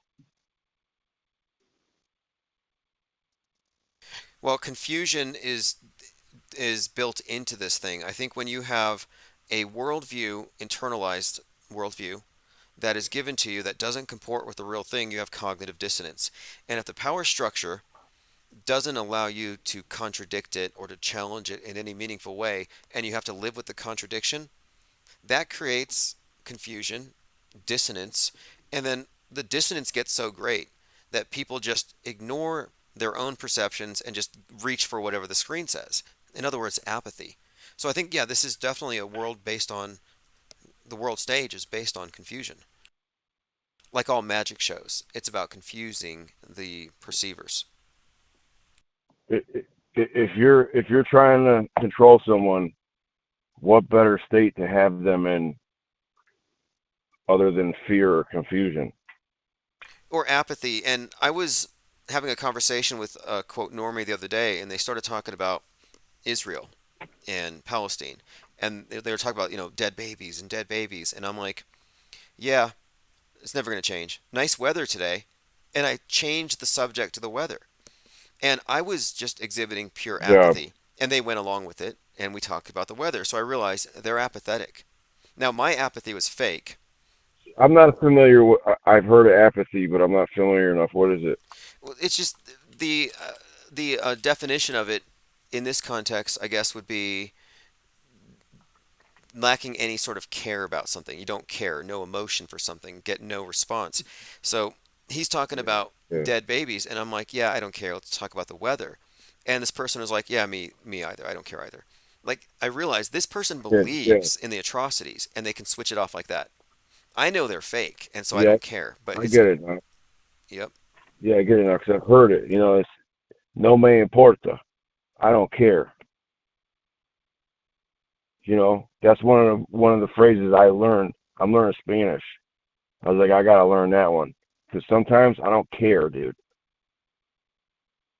Like I got other stuff to care about. Like I haven't even been doing as much research as I do because like this stuff coming through, it's so like telegraphed. It's so like they use the same narratives and put a different twist on them. Like I absorb it subconsciously to stay in tune, but honestly, it's like I've been listening to more music because it's like I don't care, dude. It's like all the same crap, dude. It's like They're going to do what they do no matter what. All I got to do is make sure I'm on point, whether it's subconsciously or consciously when I get into the research, consciously, subconsciously it's there. Luckily I learned this stuff and it's there. And I like the boulder coming down the hill, I could always see it and I'm going to step out of the way. Well, I'm You know, convinced it's coming down the hill, but I'm hopefully, convinced it's fake. The boulder hopefully. coming down the hill is fake, but the panic it's going to set off is real. Yeah. I mean, whatever application is done, there's something wrong. And it's always been wrong, right? But we're coming into this brave new world, is my opinion. You Well, know? look, I think we've already been born into it. We're multi-generational mind control patients. It's an open air Oh yeah, they, asylum. they took our they took our heel print, right? A lot of people are born in hospitals. They prick your heel and take your heel print, right? And I mean, I think that's happened to me. I think that's what a lot of that's what they do in America a lot of times. I don't know if they do it anymore, but back in the day they used to. In my opinion, because they're taking your soul, a print of your a footprint. They're taking your soul. They own your soul because you're in the corporation of America. So you're owned because you got a social security number. You're born in a hospital. See what I'm saying? I've heard this before, and it might be true. It's definitely the case, though, in my view, that we are basically residents in some kind of like maybe I don't know what word you would use. Simulation theory makes a lot of sense. Spiritually. Like it's a simulation, but it's real. But the internalized version of it is These guys mostly these guys know about the ether. yeah. They know Okay. about Do you spiritualism. think that it makes sense that the people who are concealing the real version would, I guess, have the real version? Like if they're giving us a BS version, obviously they know what's there. But my question is like, how widespread is that? Is it just top of the pyramid? Because you have so many That's layers why they're of wizards. That's why they're wizards at the top. Billionaires use astrology, millionaires don't. They're wizards. They know how to manipulate the ether or the psyche. I don't know. I'm guessing here like speculation. well, there's mind Look at the entrainment through wizard. Look propaganda, at the but beyond the wizard propaganda, there's mythology. obviously some esoteric aspects to much of it, and I think there's levels of psychological entrainment, emotional, and there may be some spiritual component, which I rarely get into because I like to focus on the facts. I like to focus on the verifiables, and I want to get away from any kind of attempts to mystify things because people are like, oh, if we believe it, it's real, and reality creates belief. Like the QAnon shaman's like, if we all just believe, it'll be true. Sorry, reality doesn't work that way. There may be some level of influence or some level of interaction between the perceiver and the perceived, but it's not as simple as you believe it, it's real. Because if that were the case, moon landings would be real because everybody believes those, and we know that these are staged events. Yeah, I get it, bro. I mean, I don't care about the moon landings. I'm not up there. I'm not up there to look at it. I'm down here living No, my life. point is that belief doesn't create reality in that sense, not at that level where, and what I'm that is a common new age thing, magical thinking, and it's like no, it's not that simple. Oh, everybody's embracing it now. Look how big Halloween is now, bro. It's like every year it gets bigger. It's gonna be bigger than Christmas eventually. It is here. We have Halloween decorations. Like right now, there's like 13-foot tall skeletons and mummies, and they put this stuff out in September. Like Halloween is an entire season, and they'll leave it up there for Christmas. It is pretty big, and I don't Yeah, necessarily have a problem with it's it, but I've no, noticed. me neither. Me neither. I embrace it. Like I embrace pagan ways, dude, because I love the sun. Okay? If it wasn't for the sun, I'd be nothing. But everything has a good side and a bad side. And when you indoctrinate people that don't have. Well, let me point this out though. The Christians who are against Halloween will say, no, we celebrate Christmas, but we don't celebrate Halloween. Well, I'm sorry, but they're part of the same pagan calendar. They literally Yeah, are. They're yeah, part of the same yeah, exact yeah, system of yeah. The rituals. Romans, Saturnalia, same time of the year. And one other point too, and this is something that's become clear to me after doing a bit more research into paganism, is that, and this is not my opinion, and if people hate this, that's fine. It's just the facts. Christianity and paganism are the same thing, but Christianity has stripped away a lot of the overt symbolism, specifically the goddess stuff. They retained some of it with Mary, but it's the same paganism based on nature, the sun, the moon, the cycles of time. It's really the same thing. Christianity is paganism. Yeah, It's just stripped. It's stripped down and like, given a bit of like, a cover with some, this Jewish savior. yeah. So Jesus is the son, is the immaculate conception of God, the Son of God, right? Yeah, Son, yeah. I think everybody's heard this a million times, and it's not even something I care to even debate. Son. Yeah, we all know. No, but And I'm just saying, like, yeah, it's like it's all an allegory for any one person to draw their interpretation off of it. correct, correct. And it definitely is that. And what I'm saying is that, and it's just sort of like the same exact system has now been superimposed onto the modern paradigm, the modern template, and it's just given updated symbolism. That's why the black cube that we see everywhere and all these logos that make use of the sun and the solar symbolism in the same way, and we see it all in the movies. How many times have we seen the Christ archetype repackaged in these big films, where the like even when Jim Caviezel played Jesus in Passion of the Christ, do you know how old he was at the time? I heard you say it. I don't know. 33. Like, this is Yeah, not a coincidence. I'm just saying they've taken the archaic, the ancient, and repackaged it, new iteration, dressed it up with science fiction, and you can't avoid it. I embrace the 33 because, like I said, I've heard that the double digit has double power.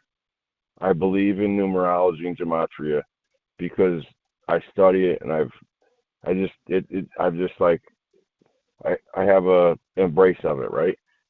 The three and the 33 is like the three is like it's like infinite. When you do solutions, formulas with the three, it like keeps going. And that's why Tesla said the rules of 3, 6, and 9. And 9 is even crazier than 3. But for some reason or another, 3 is like one of the ones that 3 and 6, 9 too, but it's like almost like in the closet. But 3 and 6 are like so embraced by these code throwers. But definitely 3 and the 33, right?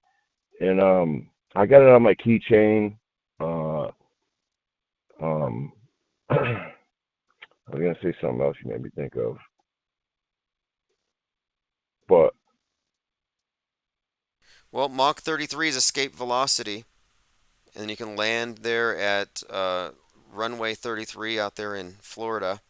It's all allegory for transcendence and leaving the material realm, and it's dressed up like literal space travel, but again, like everything, it has its exo and its esoteric aspects.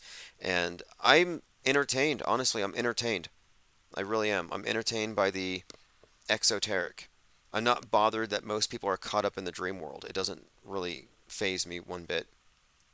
Like, I'm not even yeah, like, there's like the this notion that, exoteric. yeah, like how many people want to save people? Like, I'm trying to wake people up. You got to wake them all up. Got to save them. Got to make sure that they're as scared and agitated as you are.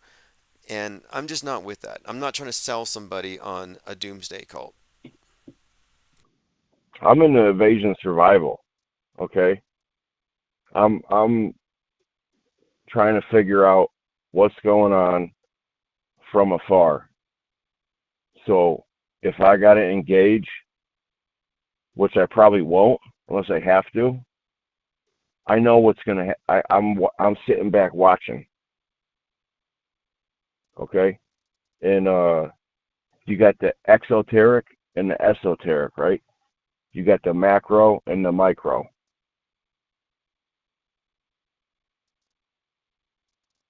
So you got the big picture, and then the where you're figuring out how to map your plan. You get it from looking at the big picture, from observations. Let me ask you a question. Do you think that at any point in the future there'll be a point where everybody wakes up? Do you think there'll be a quote mass awakening? Do you think that truthers will ever win? The apocalypse. Yeah, do you think that there will ever be an instance where the truthers won? That's what they say is going on right now. Is apocalypse. Okay. And There is people waking up. I mean, I think like I always tell people. This is another thing I say to like kind of normie people. No matter how big or small, they're taking a chip off of the block every day. In the terms of like building a statue, no matter how big or small, they're taking a chip off of the block incrementally. It may be a long time. They may speed it up and gain like 2020 Corona, right? What year was that? It was a leap year. They leaped.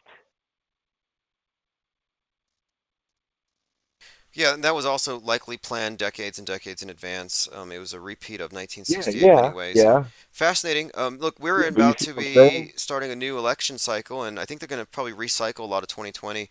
So if any of you are missing the drama of that year, I think we might get something similar coming up. The politics, man. Like, well, like I'm gonna like somebody would actually trust like Trump or Biden or anybody else. Like, give me a break, dude. I know you don't. I'm just saying, like in general, like, dude, it's such a joke, dude. Well, we look again. I always remember this. There's this thing called the consensus bias, where you can fall into the trap of thinking that other people see things the same way. And I always try to keep in mind that the quote truthers are a fringe, and we are the cutting fringe, and the masses do not think anywhere near like anybody on the fringe. They're not even paying attention.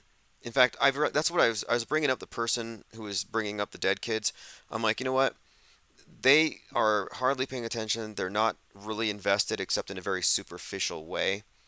And it's like it really is like a dream world. It's kind of sad in a way. It's like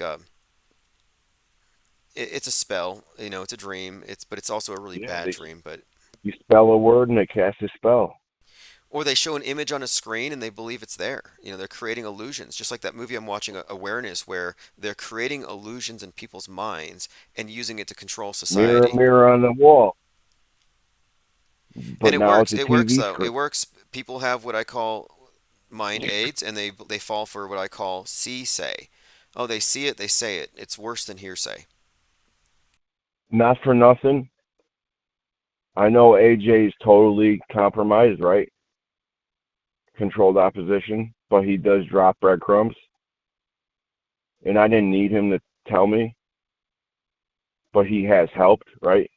He's the one that said that I've heard say the television is a weapon. Yeah, I think what the very term Infowars makes sense. It is what we're looking at, and it is notable that the WEF has claimed that they stole it from him, and he's not even suing them. Look, the WEF has information warriors to fight conspiracy theories. I'm like, wait a minute. Jones started Infowars to spread conspiracies, and now they're stealing his brand identity with information warriors. He had to sue the WEF and then use that to pay the Sandy Hookers. I know you're not like too much in the gematria, but Infowars, I forget if it's either Pythagorean or Chaldean. Infowars is 33, and Alex Jones is 33. I'm pretty sure Alex Jones is 33 and Pythagorean, and Infowars is 33 and Chaldean, Uh, which is this different ciphers. Pythagorean is 1 through 9, and Chaldean is 1 through 8. which is like Yeah, I'm Samaria. pretty sure though in Chaldean numerology, Tim Osmond's 33, Blue Wrench is 33. I've Yeah, heard that too. I know, but we don't. You're not Alex Jones though, dude. No, You know what no, I no. mean? He's out. He's like they killed like I mean, what's his name there? Bill Cooper. Uh-huh. Like he was controlled opposition too, but they killed him, and now we got Alex Jones or whatever happened with him. And Alex Jones, by the way, was radicalized at Waco, where Dave Koresh, 33, was being incinerated, and may or may not have crossed paths with Tim McVeigh, who was also there, who was later executed at 33. But Waco is ground zero for what created Alex Jones. Alex Jones was radicalized by Waco. Isn't that interesting? Yeah, yeah. I mean, he's always saying nowadays like maybe they'll kill me. I don't know. You know, and he's always saying I've shouted out in your chat, dude. He's always he's like the other day when we were all talking about this new thing up in Maine. There's always not always. I won't say always, but most of the time, military connections. Okay, he's always talk. If you listen enough, which it depends what day of the week or what how the week's going. I listen a lot. Just it's opposition research. I listen to like regular news. I listen to him. I listen to like Fringe of the U. Like yeah, I listen to a lot of stuff because like whatever I work and it's I gotta listen to something. I listen to music, whatever. But he's always saying my dad, the CIA tried to recruit my dad for those dental implants and all this other stuff, and my uncle, my cousin and my uncle are Delta Force Special Operations, and like obviously, dude, he's fucking tied into the Pentagon. Yeah, sure. Well, look, he was Trump was his boy. Trump was his boy. yeah, I'm not sure why there's any debate there. The fact of it is he's part of the mainstream media infrastructure, and he was a huge part of selling alternative 9/11 stories, which is a big part of it because you have the mainstream narrative and the counter narrative, and the counter narrative and the mainstream narrative weigh the same. So Alex Jones is just as important a part of the mainstream infrastructure as a Sean Hannity or someone on the left, like at that time, who would it have been? All these like a Dan Rather types, like these are mainstream figures, and the fringe figures are all equal. Like they say Alex Jones is the conspiracy guy and he's like out there, but no, actually he's part of it. They couldn't maintain this Yeah, system yeah. without the pro and the anti because people don't unanimously agree, but they all agree on one thing: the big deception. In my opinion, like definitely AJ, right? And then the smaller guys, like they may not even know that they're compromised. Agents or dupes. Either they're agents or they're surrounded by agents and they're being fed the same lines and they don't question it and they march lockstep, so they're therefore dupes. Every Orthodox red pillar that believes in false flag theory is a dupe if they're not being paid. Um, yeah, I mean, to so some yeah, degree, I man. don't, I mean, I don't want to be like exclusionary. I'm not trying to say necessarily that I'm trying to shrink the pool of people who are in this discussion, but I'm saying we have to be really honest with ourselves. And if you're carrying water for any government approved establishment conspiracy theory, then you really need to do some reflection and decide, am I truly carrying something that I know to be true, or am I believing some of these people who have spoon fed me some ideas to keep me on the political horseshoe? And there's a lot of people who fall into that. And I'm going to spend the next year, my agenda for the next year is creating a rift and creating an exit from the political horseshoe for a lot of these red pillars into the area of pure skepticism, auto hoaxing. like I said, I try to stay rogue because I have been like the whole 9/11 thing. I told you, even though I had a different perspective than most people, I still fell for it at first. So I don't know what to believe anymore. I just know when I feel something's wrong, something's wrong. I'm well versed enough now to know if something's wrong, something's wrong. Well, And I'm it's pressing basically everything. I'm pressing for a It's change. basically everything now. Like we know now, right, that there's something wrong. We know that the media is a liar. And I think there's been this tendency to still give it 1% of benefit of the doubt. Maybe somebody died in Maui. Maybe it's like maybe they're not lying this time, or maybe this is a real issue over there. And I'm like, I think we're past that point. If it lied 99 out of 100 times for as long as we've been studying it, let's just go ahead and recognize what we're looking at.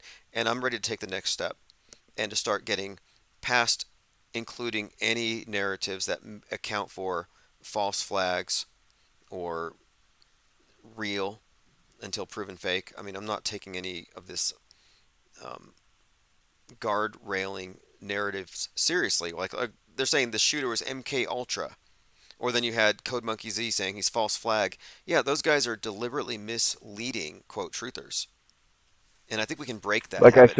Like I said in the chat, I watched a video from somebody and I didn't notice it like necessarily at first, but what I did notice was that picture they were plastering up on the media everywhere of him walking into the it from what I assume it, from what I gathered, like it's him walking into the bowling lane with the long gun shouldered, and he's got like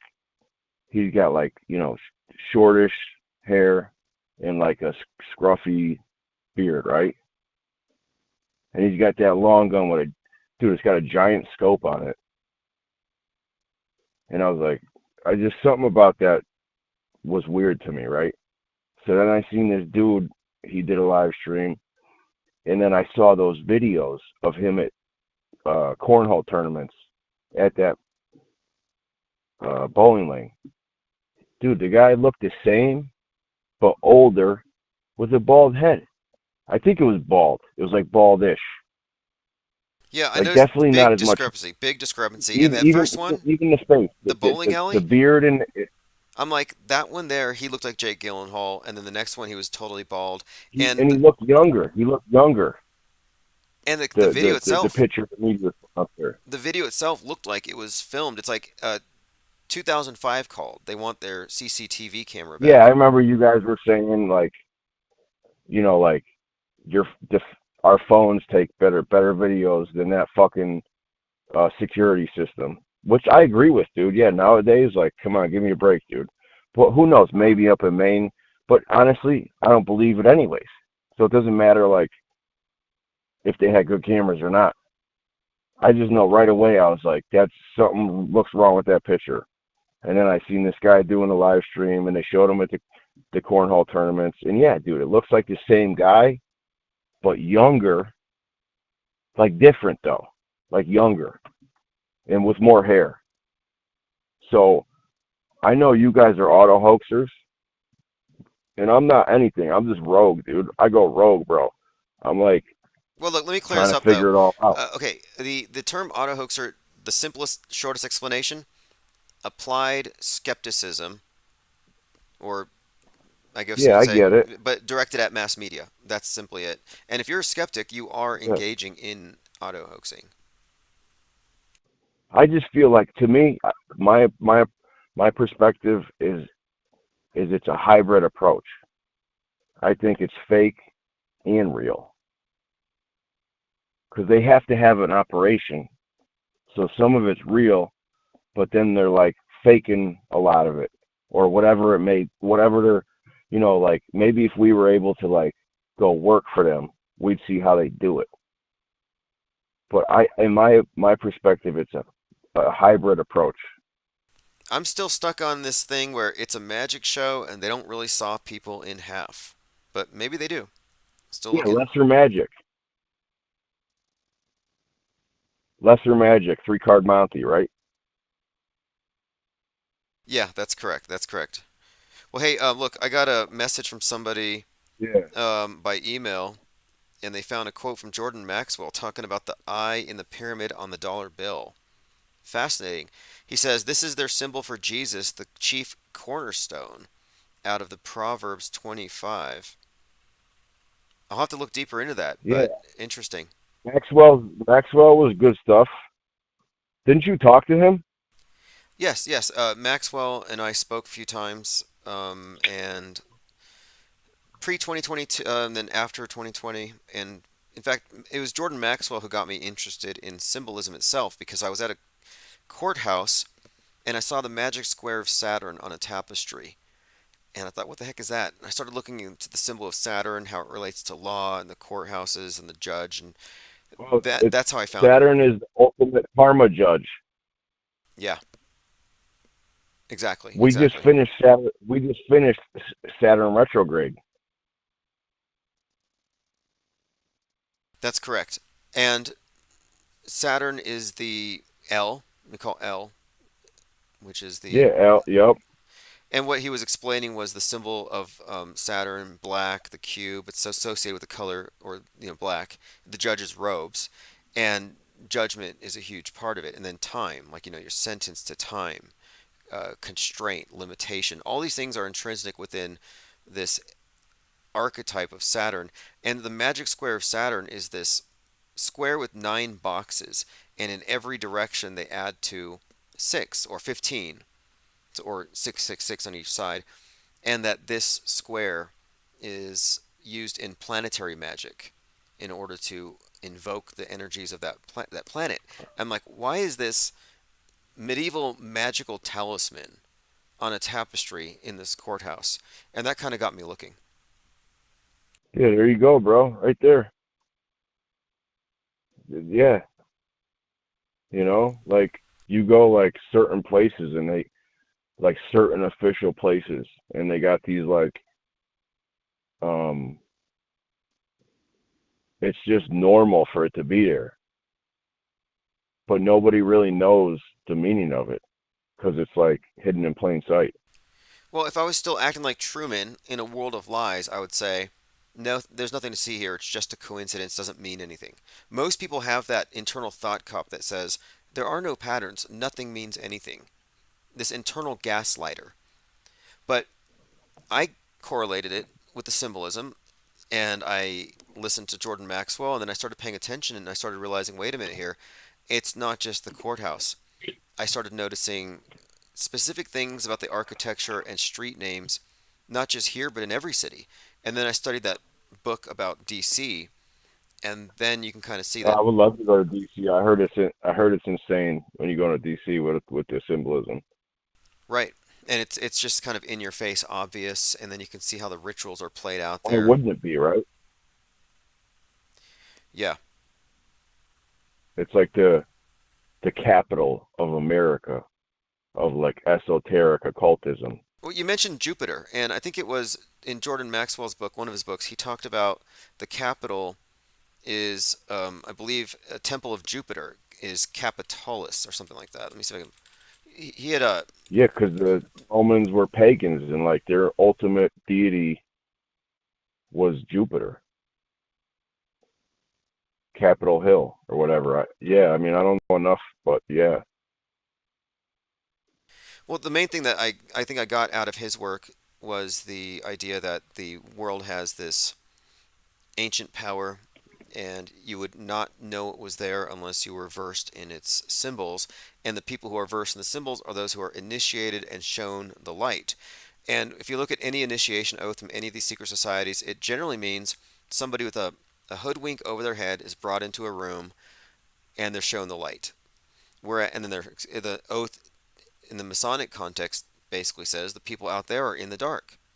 That tells you right there that we have a two-tiered society: initiates and the ignorant,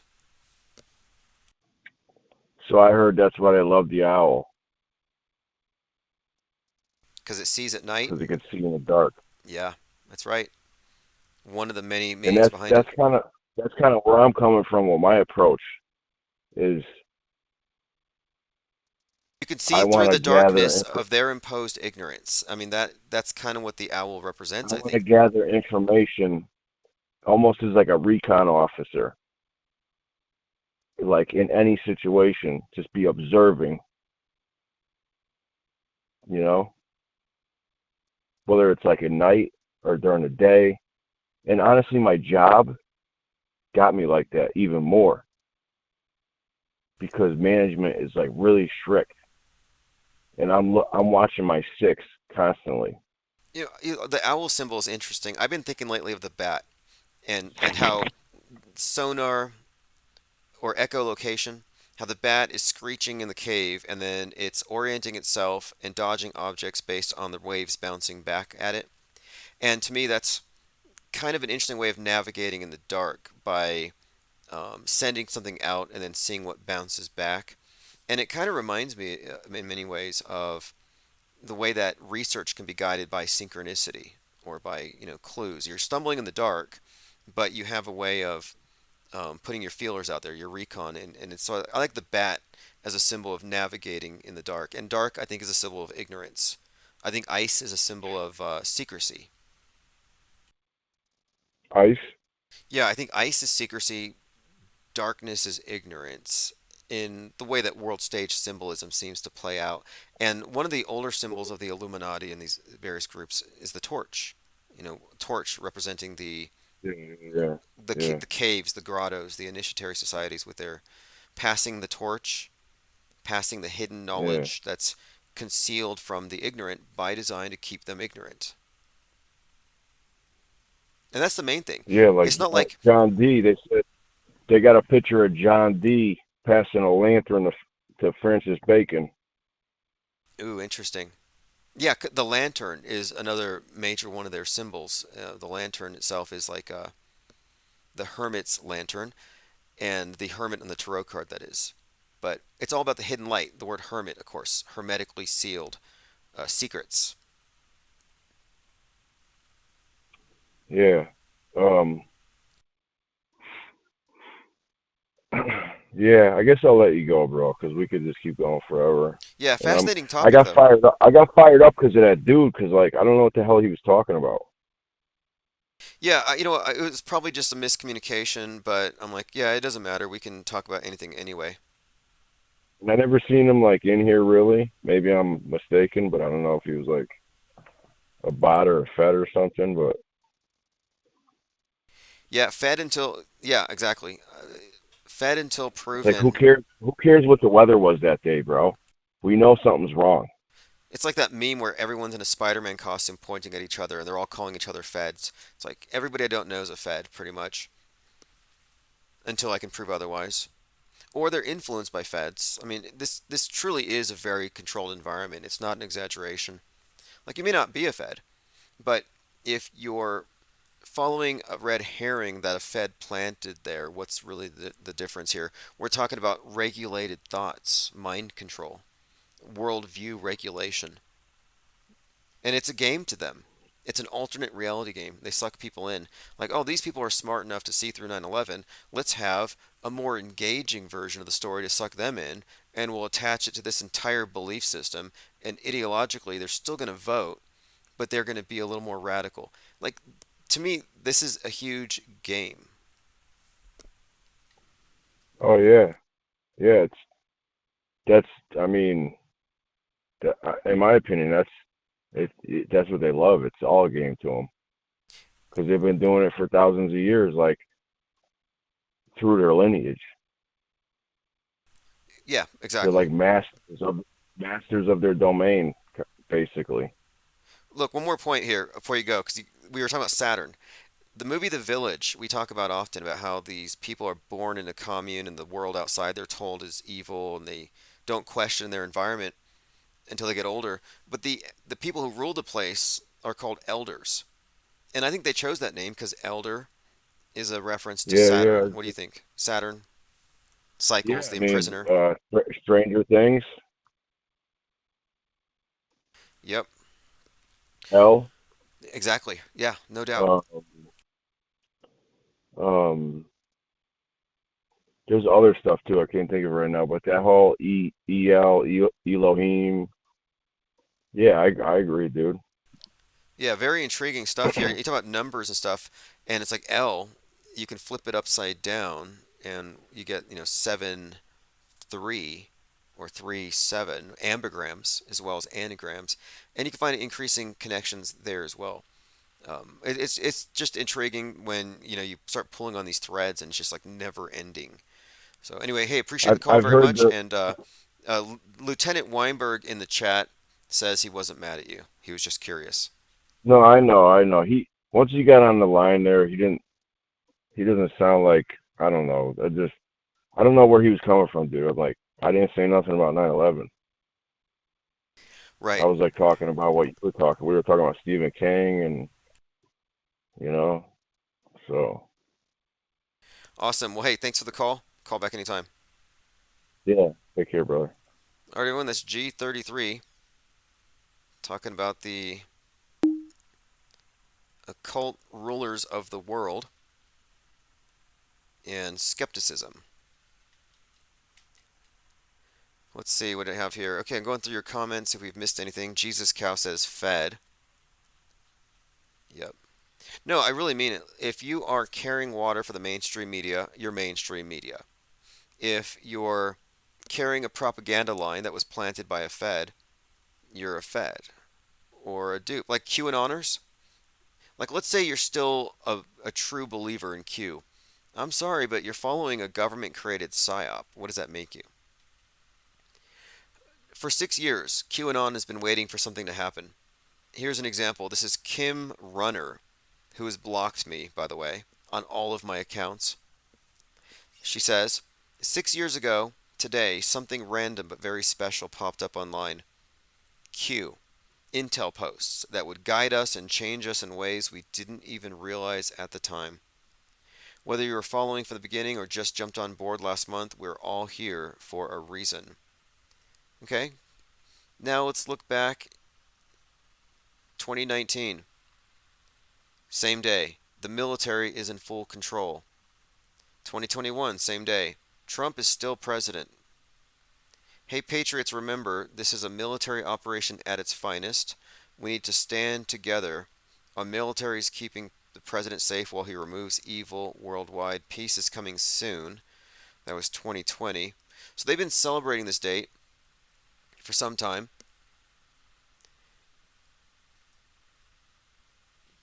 Getting ready for it. Here's another pretty good one. It's JFK Jr. with glowing eyes. And she says, "We are ready when you are, John." Every Sunday, they sit out there on Sunday and they tweet Kennedy Sunday and they post pictures of John Kennedy Jr. "We are all ready when you are." That one's from June. This is from May. This is a huge operation, and these are big channels with millions of followers, and they're just like, "JFK Jr., come back, we're ready for you." It's insane. But anyway, today's their 6th anniversary. 6 years of nonstop gaslighting. We also talked about this. President George Bush threw the first pitch of the World Series game. It's the game number 119. He was also the one who threw the first pitch after 911. Here's a video of the two of them side by side.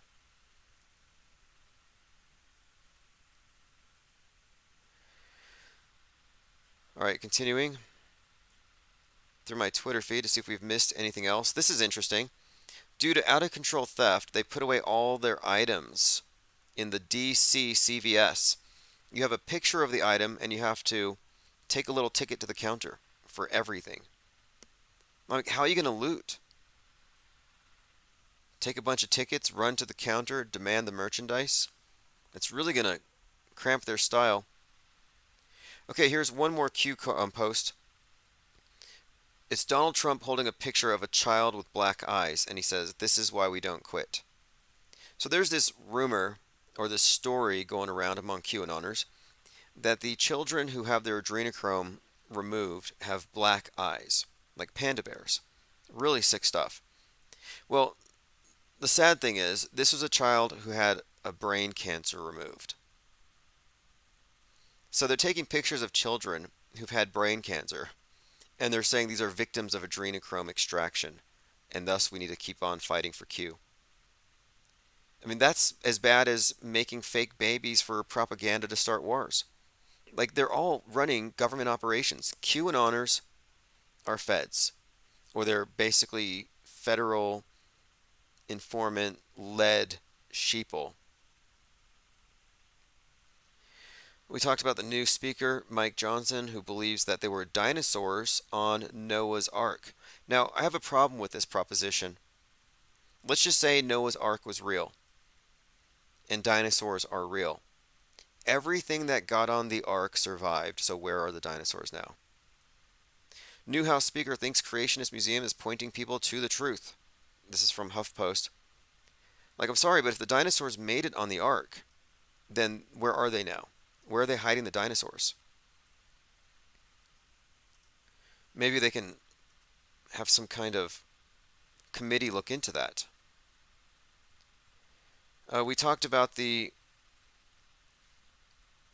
3-day manhunt, bowling for Lewiston, major psyop locking people down, pushing the agenda of mentally ill people being a threat to society because of the First Amendment, which causes them to misuse the Second Amendment, so we have to get rid of both. That's why we can't have nice things.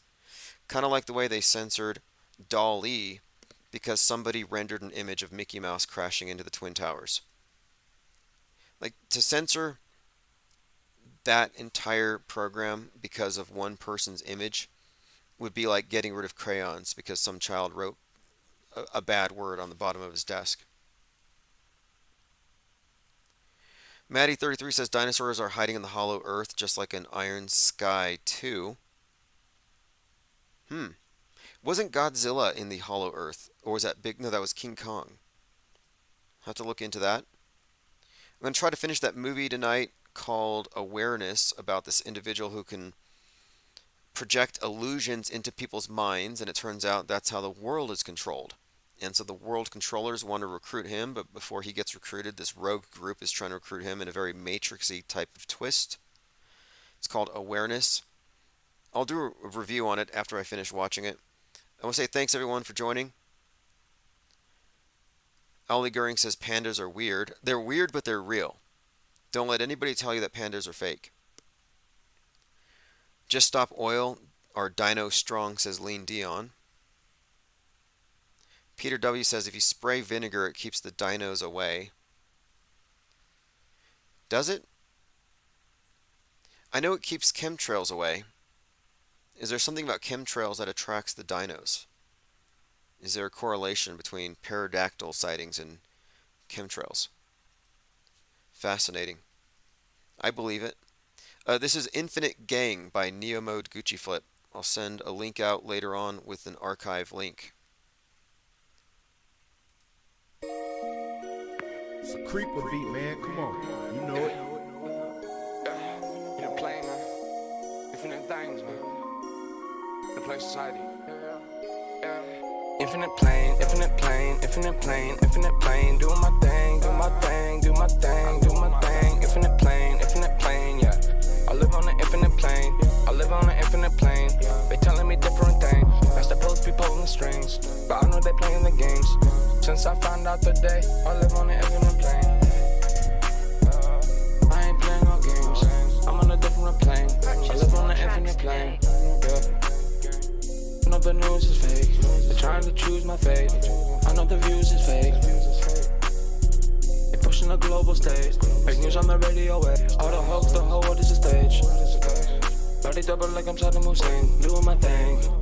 Don't want the fame, just trying to make change. They took out my page. But an infinite gang, infinite plane, playing no games. Infinite gang, we ain't playing no games. Infinite plane, I'm on an infinite plane.